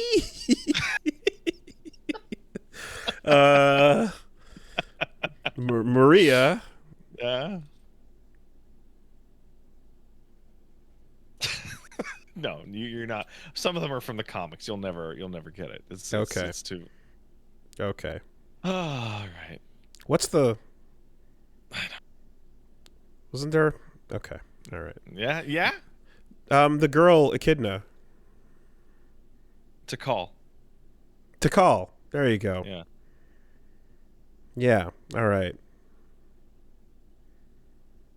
Wait, is Charm? Okay. Oh God. Okay. I don't know. Charmy's all right? a bee. Charmy's a bee, but I 4 years old. All right, we're out. And you could also check out, fake Sonic fan, absolutely. Yeah. You could check out the latest of Disco Elysium Out of Context, Set Me Free. You know what's a great emotion? That's a moment. I was watching this top 10 Sonic female shit, and like I had like 2 or 3 mutuals just be like, just out of nowhere, just message me, be like, no, dude, don't. Those comics are good. Don't worry. We're not all like this. We're not all fucking these fucking perverts. And I'm just like, yeah, whatever, man. Yeah, sure. Just whatever you say. Whatever you say. Win. There's no winning. Hey, I'm gonna at you. I'm gonna tell you the person that said that exactly. That I was like, whatever, dude. Oh.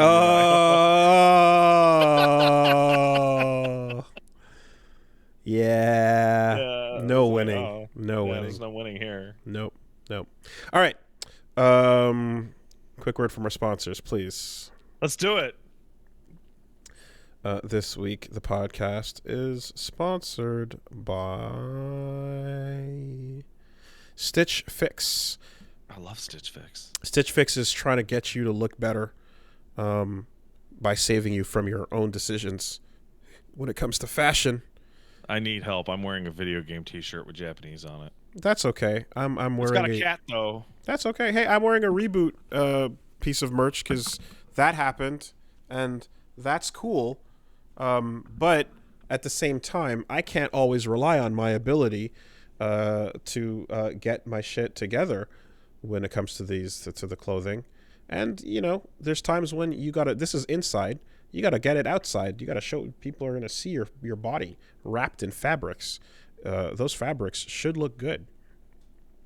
And besides, you are also like, you don't want to waste too much time on the process of picking out what works and dealing with all of that. So I waste enough time doing the things I need to do, like eat and sleep and go to the bathroom. I don't have time to waste on picking my own clothes. I just need a nice man or lady to just tell me what to wear. Keeping yourself alive is very difficult. That's why Stitch Fix is going to find you the clothing that you need. It's real simple. You take a quiz, and with your answers, they'll describe your style, what pieces kind of work for you, and then a stylist will take all those into account, find the best things that suit your budget, your style, your preferences, typically what kind of clothes you wear, and they will send you a number of items that are perfect fits.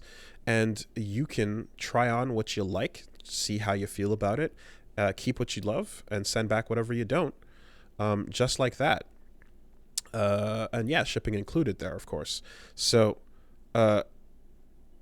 getting stylists to look you up and down, and instead of that situation where, let's say, out in the public, someone will look you up and down and you'll be like, oh, they're judging me. In this case, it's like, yeah, but they're judging you to help you. Yeah. And then bam, you explode with smoke and stick style, all after taking a quick quiz. If you head on down to stitchfix.com/superbeast, you can get $20 off your first fix. That's stitchfix.com/superbeast for $20 off today. One more time, stitchfix.com/superbeast. Trust the experts. They'll make you look good. I would appreciate it, Stitch Fix. Thank you. Cool. All right, what's going on? Like what's going on? What's going on? Or like what's going on? Like Marvin Gaye, what's going on? Like, I'll tell you what's going on. A couple things, really. Well, let's start here. Okay. In Kansas City. Oh, okay. A police officer named William Knight walks into a store. Right. The store is a game store that sells Pokemon cards. Yes. Officer Knight examines a series of Pokemon cards in 12 boxes on the shelf, and begins to suspiciously just examine and move around the boxes and do things. At which point then he took the boxes of Pokemon cards to the till to pay, and the cashier, who was staring at him the entire time, went, "Sir, you switched the stickers on these cards. These prices are not correct. What are you doing?" Immediately upon exposure, Officer Knight went, I got a call. Hold on. And pretended he was receiving an emergency call, and then ran out of the store. Later, they followed up with him, and he did admit that he was indeed trying to scam the store for $400 worth of Pokemon cards by stickering the boxes. At which point he was arrested and had to post a bond of $2,500. And then lost his job, because if you can't be trusted with the booster packs, how can you be trusted with our lives, sir? I'm gonna take a fucking I'm gonna give you guys a hot take, okay? Here's the thing. If you're a police officer and you're gonna get caught red-handed scamming some store out of $394 of Pokemon cards, how the fuck are the other cops supposed to trust them with real crimes? Like murder or grand larceny or destruction of property or evidence. I mean, all I know is if you were getting pulled over by an Officer William Knight and you rolled your window down, and when you handed over your license and registration, you also tucked in a shiny Charizard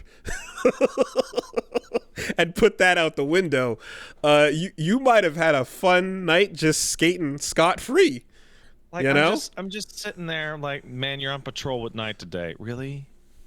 How am I supposed to trust this guy to plant drugs in this dude's car when he is so inept that this motherfucker got caught by a clerk moving barcodes around on Pokemon cards?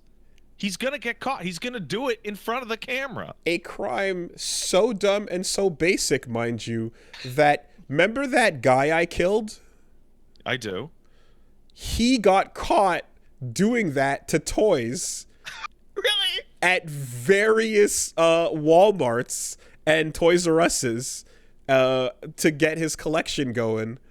The stickering, as it's called, of taking the sticker from a thing and putting it on a more expensive thing. And yeah, when you walk up to the cash and they beep a fucking Unicron and it says ball, toy ball. Dude, and then the cashier's like, it fools. Can you stay here a second? I used to see people run this on fucking. I used to see people run variations of this scam on like beans and like pasta, and people would get away with it. Do you know why people would get away with it? Because you look at it and you're like, they're trying to rob us of like 40 cents. I don't care enough to even have the argument in the line. I don't even care. So like, but if you're gonna do like, yeah, this $400 Mega Unicron is actually $4.99. Yeah, no, now I'm gonna be complicit if I let you go. You fucking idiot. Someone else I know who was fucking being sketchy once got okay, there was a whole fucking system where another person I know went in to buy same said toy just normally, and not too long after the aforementioned incidents. And then they were asked to walk into the back and perhaps answer some questions. And I was like, why? I'm just buying a toy. And they're like, no, don't worry about it. And it's just like, hey, by any chance, do you know any of these people? And then a book of faces was flipped through.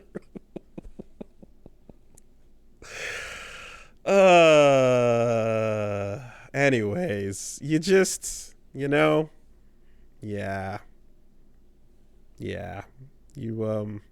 You, your face might show up sometime.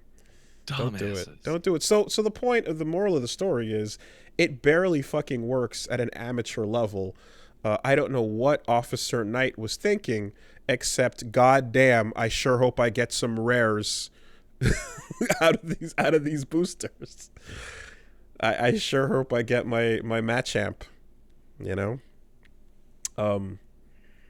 Then you can wear it around your chest like Logan Paul. So he's fucking fired. So there's that. There he goes. Anyway, that was a little fun one. Fucking moron. Like in view, like I don't. Well, because the plan B that was enacted is, I got a call, I gotta go, and then hit the siren and.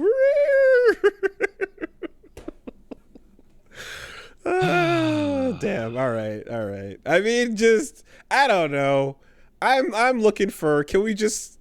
I'm looking for a riff that ends with a cop with a Yu-Gi-Oh thing on his arm. Like, you know, I'm trying. I can see it.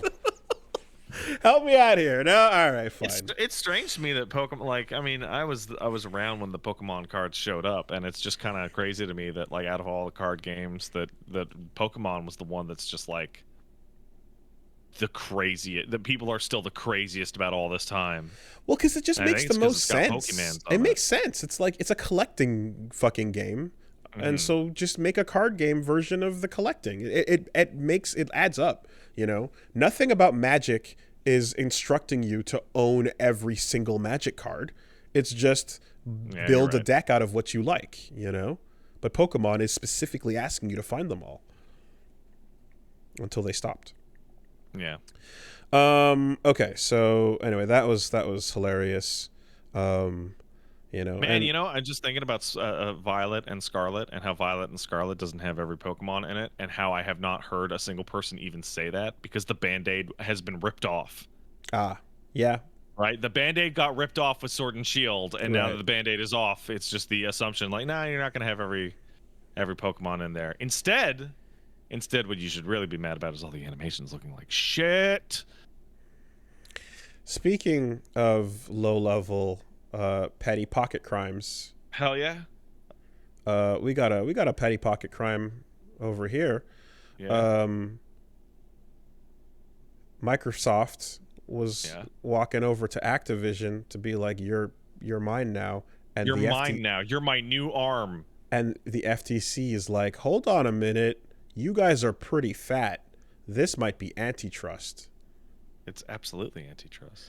So there is a challenge to the $69 billion Activision takeover, where essentially the Federal Trade Commission is going to probably investigate and try to stop the merger from happening, because anytime a merger between two large companies comes together in an industry that can affect the ability to create competition, that's their job, is to stop it, right? Yeah. And then they investigate it, and then the head of the FTC goes to the creepy sex island and gets paid $1 million, and then the deal goes through. Well, yeah, but the island shut down for now. But you know, I mean, the island we knew about. Yeah, like it surfaced. You see over there. There's the new one has popped up out of the water. Little St. James 2, you see. It's a pretty big one in that people reacted to this, businesses reacted to this. Everything that Embracer Group did in the last 12 months was direct response to what we were calling merger gate or whatever. Yeah. And yeah, admittedly, all of Activision properties, Blizzard properties, coming into Microsoft ownership called into question, like, will there even be Call of Duties on everything from now on? And they had to answer those preemptively and stuff, you know. But even if they do continue to make multi-platform, from the FTC's perspective, I guess it's just still too much. So break that shit up. Break that shit up. What Disney does is fine, though. Well, yeah, because then you make the movie with all the references and the it's totally worth it. And the Kingdom Hearts, though, maybe the FTC is just a really big fan of Kingdom Hearts. Maybe, man. You know, if you break up Disney. Oh, somebody in the chat points out that the reason why this is probably being blocked is because the new head of the FTC is more of a stickler for antitrust. I see. Yeah, which is kind of a stupid thing that I just said, because isn't the fucking FTC about that? Is that supposed to be their fucking deal? I mean, a bunch of things, but we have a weird relationship with the Federal Trade Commission in the United States, where we're totally beholden to them, even though we're not residents of the United States. Oh, well, yeah, but this is a perfect case of when America sneezes, we get a cold, you know? Yeah. Yeah, so just nothing really surprising there, except for the Bobby Kotick exit strategy move. Might have backfired, might be canceled, and it might not be as smooth of an exit as he thought. 3 guys in a room looked up from their cocaine table to go, damn it. I love the idea that, like, that's literally the only thing stopping Disney from getting investigated is, but Kingdom Hearts, though. And the MCU. Yeah. What if Sora was in the MCU? I mean, like, Nintendo borrows them on a game-by-game basis and does it with Smash. But, yeah, no, like, we're seeing, like, Space Jam 2 with all the references, and we're seeing Wreck-It Ralph 2 and fucking Lego Movie and all these things, and it's like, we're watching antitrust IP films. Like, you're watching antitrust as a product advertised in these movies. You know, it's been a thing for quite a while now. But anyway. That is big. Now, what happened, of course, is that within the investigation, a number of documents were seized, some of which were confidential, and those confidential documents were then presented to the public. This involved Sony documents that were exposed, and some of the antitrust filings revealed, according to internal memos, that this PlayStation 6 is not expected before 2027. So PS5 is going to be around for at least 7 years. What possible reason is there to rush a PS6 when you still can't even buy a PS5? The insanity of the console having half of its life cycle being a difficult to acquire thing is bizarre. It's it's super bizarre. I imagine that's a timeline they set well before that they're kind of still wondering and trying to stick to. What is, for example, what is the PS5 like sale rate comparison to previous PlayStations at this point in their life? I mean, last I checked, it was doing very well. It's just the demand is outstripping the supply because of the pandemic. Yeah. I don't think anyone wants to hear anything about a PS6 anytime soon. People lose their damn fucking minds. Yeah. Get ready to get a PS6, bro. I've been trying to get a PS5 for 2 years. Like. Yeah. So the reference was discussing the next generation PlayStation console. They referred to losing access to Call of Duty after 2027, with a high potential for a platform switch. So, there you go. I mean, it would be great if suddenly, starting January 1st of next year, you could get these fucking things and they existed. But I get the feeling after all this time that it's just going to be a trickled out, like, get one if you fucking can console for pretty much its entire life cycle. I tell you what, next time I'm getting a PS6, I got two PS5s last time, I'm definitely getting a fucking 2 PS6s the next time, and I'm gonna keep them because I'm in a weird situation where like I'm suddenly like terrified this thing's gonna break. Yeah, and I just can't. I've been worried get about another that. one. I've been worried about that every time I turn it on. I look over at it and I'm just like, okay, you're still good. The other thought, like, say it breaks, and I'm like, yeah, sorry guys, God of War LP is just fucking canceled. yeah. The other thought too is they better fucking include complete, thorough 100% backwards compatibility so that anyone who did not get a chance to, I don't know, participate in this generation I think that's reasonable. I don't, you know, would still be able to. Yeah.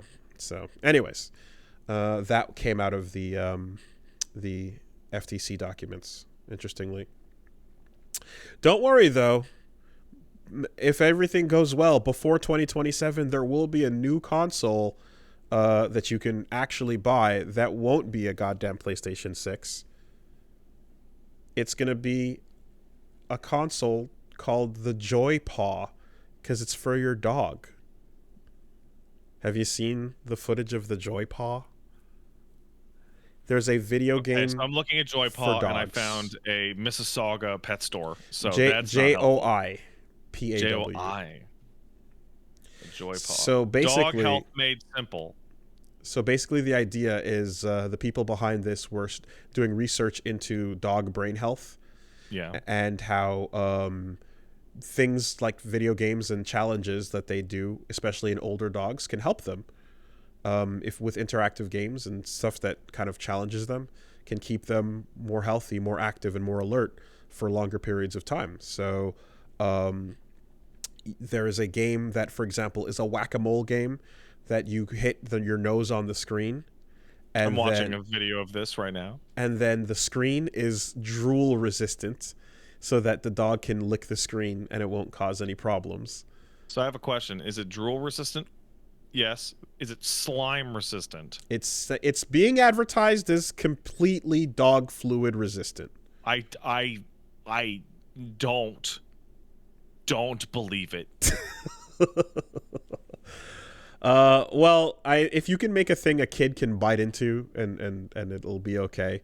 I assume they've got some tech improving the dog slime problem. Also, I'm watching this husky like patiently hit his nose into like a whack-a-mole thing, and I'm just thinking of my stupid pig dog just headbutting the thing to the floor. I mean, if it hits the targets with anything, it's still fine. As long as you're okay cleaning up dog nut, I think the screen can handle it, is what I'm trying to say.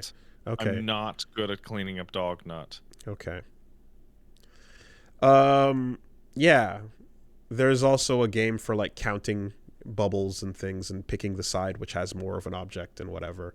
But they're trying to release the Joy Paw as a game console for dogs, based on these studies, and when you successfully complete the games, it pops out a treat.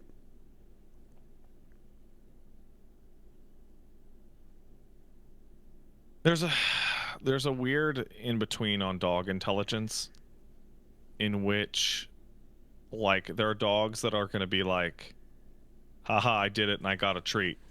And then there's dogs that don't understand and are just going to be like, I'm just going to destroy it. Yes. And then there's dogs that are smart enough to understand there's a treat machine in here. There's a treat inside. Absolutely. Yep. There's a wide delta of dog intelligence. Well, yeah, that's a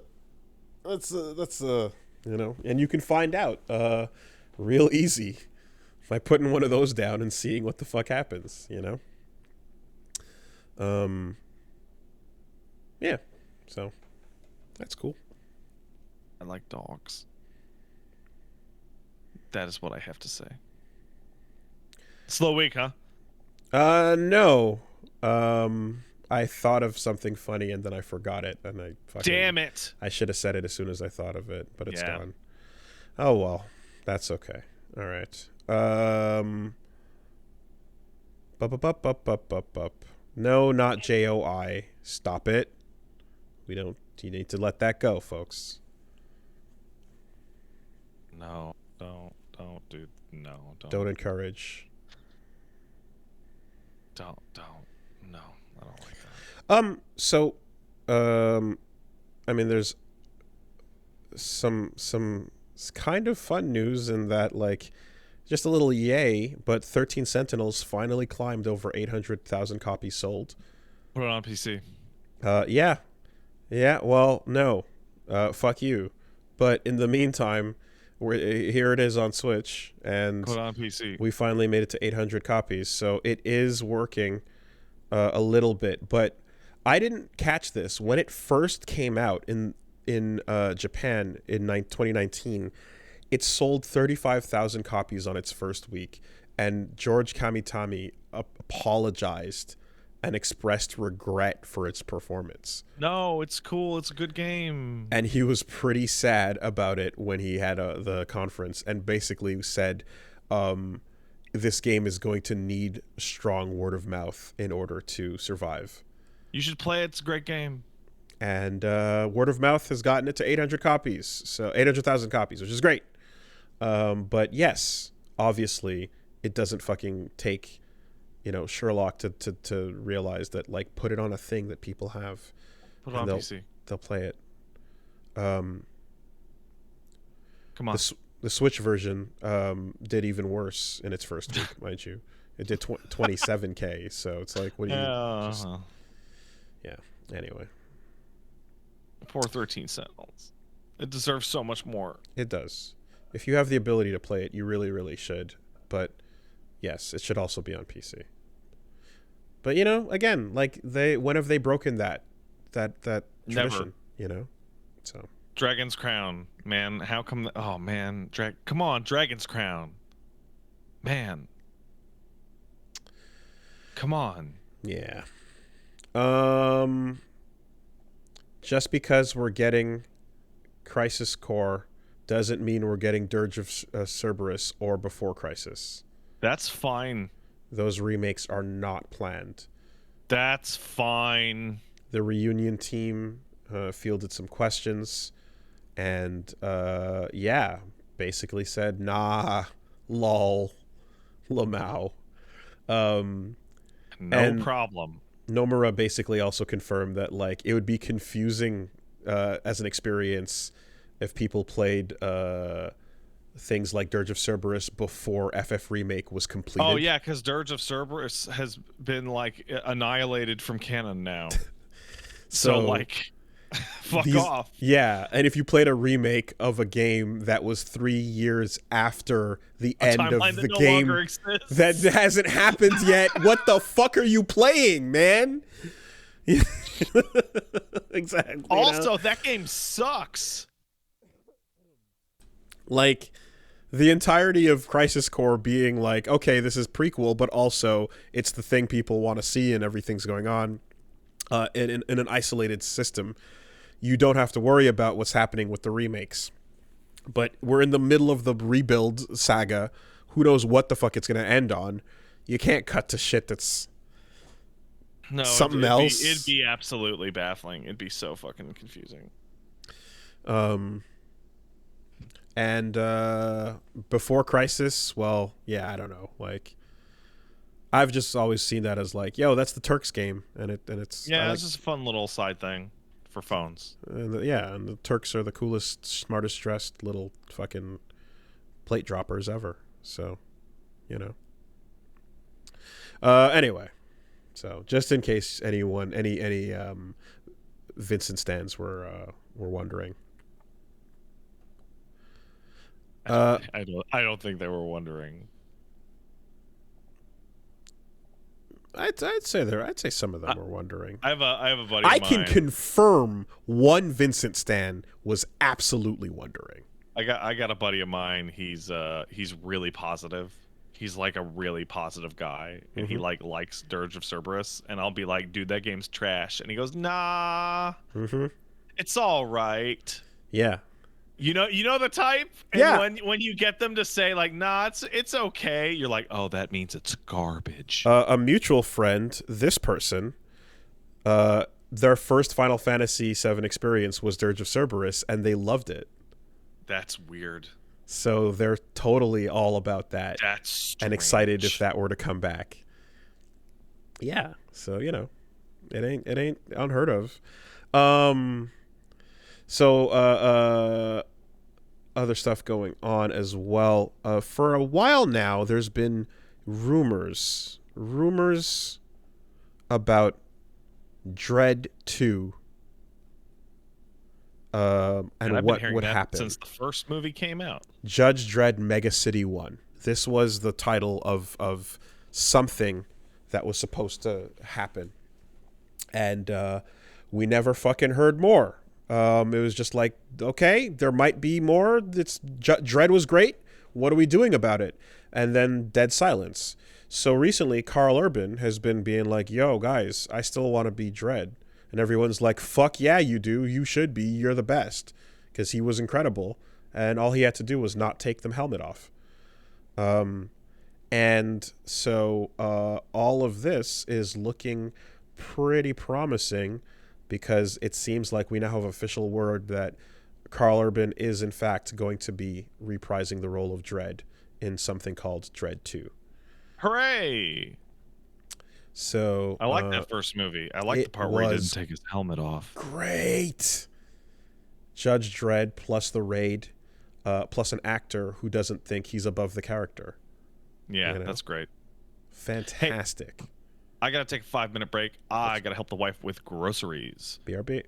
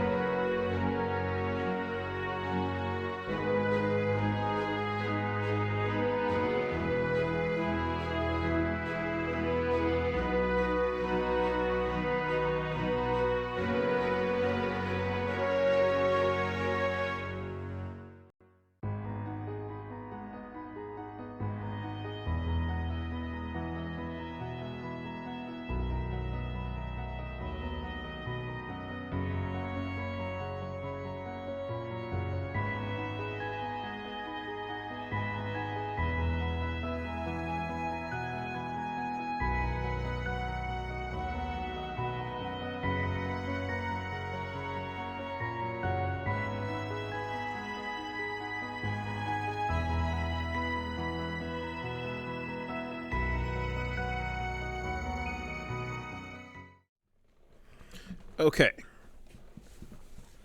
Apologies for that, gang. I helped the wife with the groceries and then had the uncontrollable need to dump ass. There you go. Which delayed me further.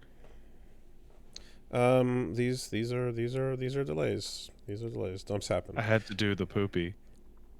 I was actually reminded. I forgot to mention earlier. I did an interview with a site, sportskita.com, that does sports and esports stuff, and I talked about like fighting games and getting better at them. And it was a pretty good one. We had some fun talk about the future of the genre and what they should do and the things that would be a really good idea if you took my advice. So yeah, go check that out. I retweeted it. I think it was a pretty solid one. I didn't embarrass myself too hard. Hooray. Now, speaking of embarrassing yourself pretty hard, last bit of news. Hey, the Callisto Protocol is going on, right? A lot of that's happening. Mm-hmm. The director, Glenn Schofield, then at some point tweeted, I only talk about the game during an event. We work 6 to 7 days a week. Nobody's forcing us. Exhaustion, tired, COVID, but we're working. Bugs, glitches, perf fixes, one last pass through audio, 12 to 15 hour days. This is gaming. Hard work. Lunch, dinner, working. You do it because you love it. Uh-huh. So, I remember him talking about this a while ago, and then everybody was like, dude, what the fuck? And he's like, I don't make anybody crunch. It's like, are you in the office 7 days a week working all hours and then asking people if they're a team player? And he was like, yeah, kind of. well, even if he was, though, like, the thing about this is that's exactly it. Is like the reason why you kind of get crunch being sort of, again, defended in this way is, yeah, because the people who are making the decisions, who are the ones that are also in charge of whether or not you get bonuses or whether or not you get a promotion, are also saying, man, we love it. We love crunching, guys. We work hard. We play hard. Listen. It's great. And everyone's like, totally, okay, man. For sure, dude. I don't want to go home and spend time with my wife. So none of you should want to either. It's like we go drinking after work, like with the boss, except we don't leave work, you know? And you don't drink. Yeah. Nah, man. Like, I you know, or just anyone who's responsible for like Metacritic locking your bonuses and your shit is making these decisions, and then everyone has to enthusiastically be like, "Yay, we totally agree. Let's go team." You know. Yeah. So. Yeah, that's again, Jason Schreier rightfully pointed out as well that just like that's more or less how you see culture, crunch culture get defended. You know, we all just love it so much, dude. Yeah, don't fucking do that. He deleted it and then, you know, apologized after the fact. But it's one of those things where it's like, okay, what you think you're doing at the time is just kind of like talking about how proud you are of how hard the team is working. But like hard work to begin with, contextually depends on the industry. But if you're just like, man, our team works so fucking hard, it's like that has very little to do with like, you can't necessarily say the end results are going to be reflective of that. And what you can say it can be reflective of is how much they fucking hate their lives and how much it sucks to deal with that. If you want probably the absolute best breakdown of crunch to yourself and its deleterious effects, you can go and look at the Tim Rogers Cyberpunk review, the first portion, the introduction portion, in which he describes being completely self-reliant and working for just himself, in which Tim literally almost dies making the Cyberpunk video because, well, what if I just put more hours into the day? What if I just spent more time on it? Yeah. No, crunch is not indicative of the quality output, but that perception persists because that's like general work slave fucking culture to begin with, right? So it's going to take a while for people to realize otherwise, and for studios to show you that you can put shit out that's pretty good where people don't fucking hate themselves and or forget what their families' faces look like in the meantime. So don't do that, dude. Don't do that. Yeah, but it is interesting, I guess, in the sense that like it can come across as pretty benign as a statement, you know, which is just like, yeah, we're doing it, guys. We were working hard, you know, and it's kind of like that can happen in a way that just like what's actually anyway. You're not going to get the honesty probably from people who are dealing with it the worst if they're worried about you know, their status at the company and their ability to move up or any of that shit. Up. Don't you guys love Callisto Protocol? Don't you want to be here for 48 to 90 days in a row? I do. That's nice, Glenn. I'm glad that you finally get to make your own game after being in the Call of Duty DLC mines for like 8 years. But I'm tired. You'd think you'd get it by being in those mines a little bit, you know? That sucks. Anyway, oh, I just, as you were saying that, I just took a glance, and looks like I was also sent to the Callisto Protocol. Oh, fucking goddamn it! Well, I'm the only loser, the biggest loser of all. Damn. Wait, maybe I got it just now. Exposed. Damn it. God damn it. Maybe it's in my spam. Do you super want it? Because I don't... Oh, no, wait. I want it less than I want to be offered it. Yeah, okay. I get it. Okay, all right. That makes sense. I get it. Fair. Let's take some letters. Hey, if you send a letter in, you send it to castlesuperbeastmail@gmail.com. That's castlesuperbeastmail@gmail.com. All right. Let's take one coming in from Scott says, Dear Trailer Park Boys, I've been playing the remake of Resident Evil, and it occurred to me how well the pre-rendered visuals still hold up. My question is why developers don't utilize pre-rendered backgrounds more. Comparing 3D environments of the same time frame, there's no comparison with even some games today. Is it financial constraints, or has it fallen out of favor with the general public, or both? It's hard, and also it fucks your game's controls up. For one thing, fixed camera angles are not what people enjoy feeling. Tank controls has been a discussion on for the last fucking decade with you guys, but most people kind of don't want to feel that when the camera jumps around on them. Mm-hmm. If you're doing a cinematic game that's like throwing back to games that had that stuff, then that's one thing. But you're right in that it is something that still holds up and is pretty... It is a nice trick for making a game look better than its ability to render, you know, like Resident Evil Remake on the GameCube looked like a fucking Xbox 360 game. Yeah, and because it's all the power is going into the character, it doesn't have to worry about the individual, you know, things.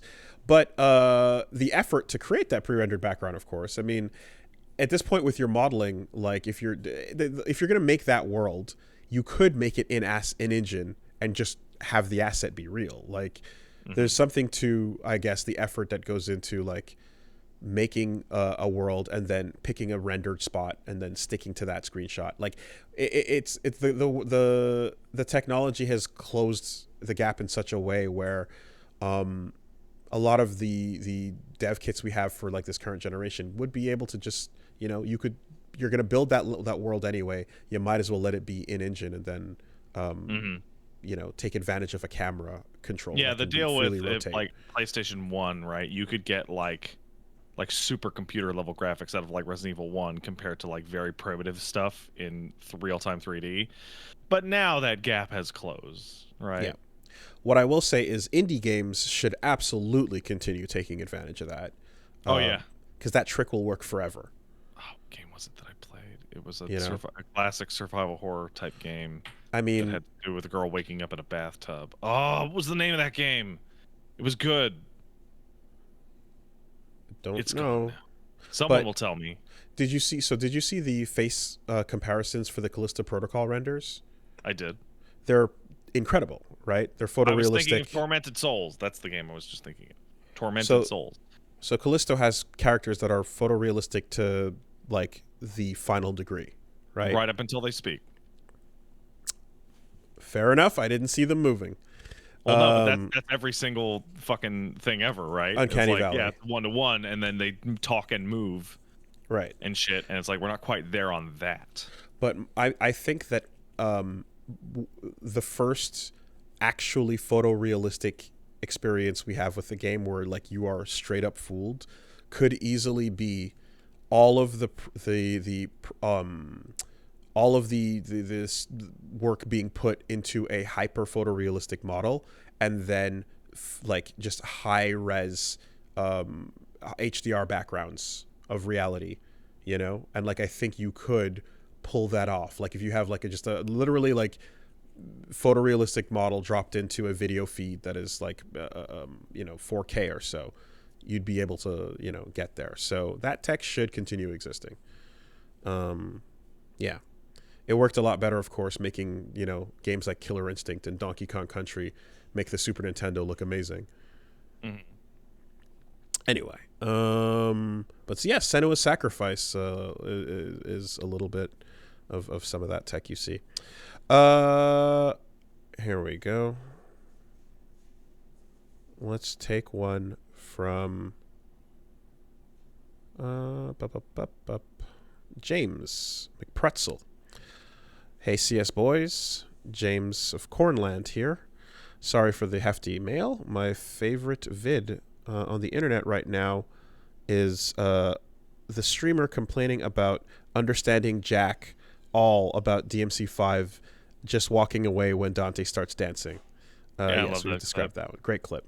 There's a story from Some Call Me Johnny about this dad picking up MGS4 knowing nothing about the franchise, thinking it'd be a good Call of Duty game to check out, and Johnny walked in on him, passed out in the middle of a cutscene.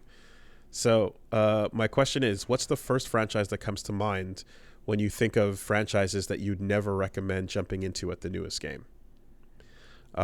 Metal Gear's got to be the king. Almost any of them.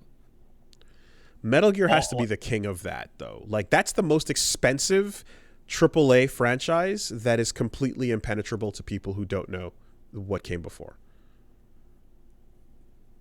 Which the marketing and publishing teams would hate to hear that, but it is toxic to anybody jumping in the middle. I would guess Kingdom Hearts, but is it really that bad?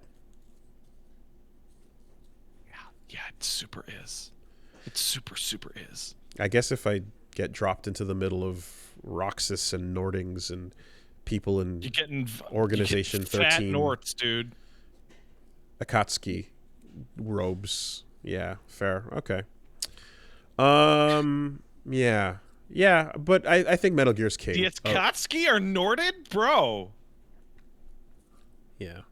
People are saying Nier, and I disagree. That's nonsense. Aggressively. That's complete lies. I aggressively disagree with your opinions. I totally disagree. I fight them on that. Yeah.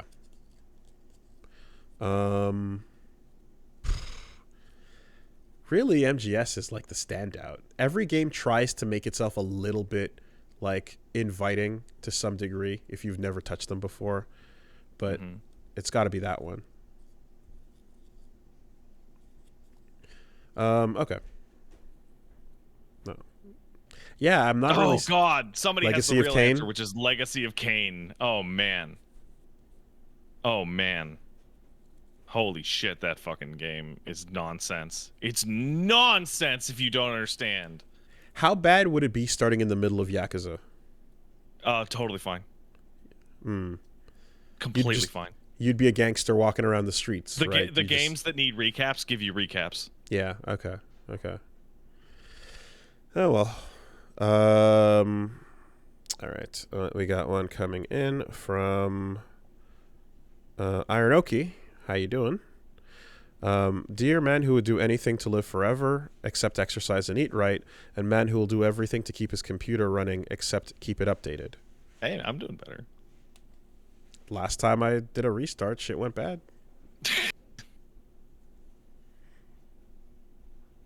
No, I've restarted quite a few. I've been restarting regularly for a while now on my shit. So. Don't believe you. Yeah. Okay. Well, that's fine, but it's not true. Was just listening to the 2017 Christmas cast where you found out Rising Thunder would go free and open source. You're super hype about potential modding scenes. I never really got around to trying Rising Thunder. Do you know if the FGC or the modding scene ever did anything cool with it since then? Absolutely. Yes. We've talked about it a couple times, but for those who haven't heard, there is something called Rising Thunder Community Edition. There's an episode of Get Into Fighting Games where we play it. It's an online open source version of the game. The Community Edition can be played 2 players locally, or it can be played 2 players, through online, of course.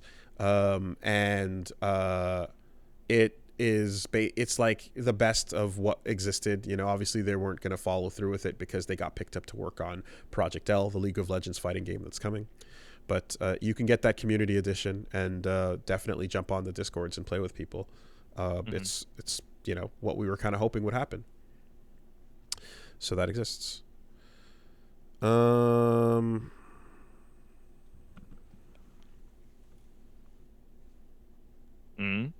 Okay, let's take one here from Hate to be rude, but I have to go. That's why I'm wrapping it up real quick. Yeah. Okay. Michael says, "Hey CSB, catching up on the podcast up to the end of 183. Willie said he hasn't heard of anyone getting into the original Legend of the Galactic Heroes via the new Thesis. Just wanted to chime in and say, watching the new Thesis did inspire me to try to find the original show, only to run into the problem where it feels like different versions are contradictory and on the viewing order and such. This is not getting. What's the watch order? How do I get into the thing? Is what you're basically summarizing. Really easy, actually. I'm pretty sure if you just Google Legend of Galactic Heroes or LOTGH watch order, there will be a series of images and stuff you can kind of look at. But for the most part, there's a movie. It's called My Conquest is the Sea of Stars. You can watch that and then watch the 110 episodes. That's the simplest answer. So that's it, huh? That's it. There's other stuff that's like condensed movies and things that you don't have to worry about. There's stuff afterwards, but never mind all of that. Keep it simple. Watch the little preview thing. Don't watch the previews for the shows, by the way. It'll spoil episodes. Don't do that. Oh, of course it will. Of course it will. You should know it always that. Does. You should know that. But yeah, Conquest is the Sea of Stars movie, and then 110 episodes, and you're good. All right? Keeping it simple. Take care. We'll roll on that. Later. Bye-bye.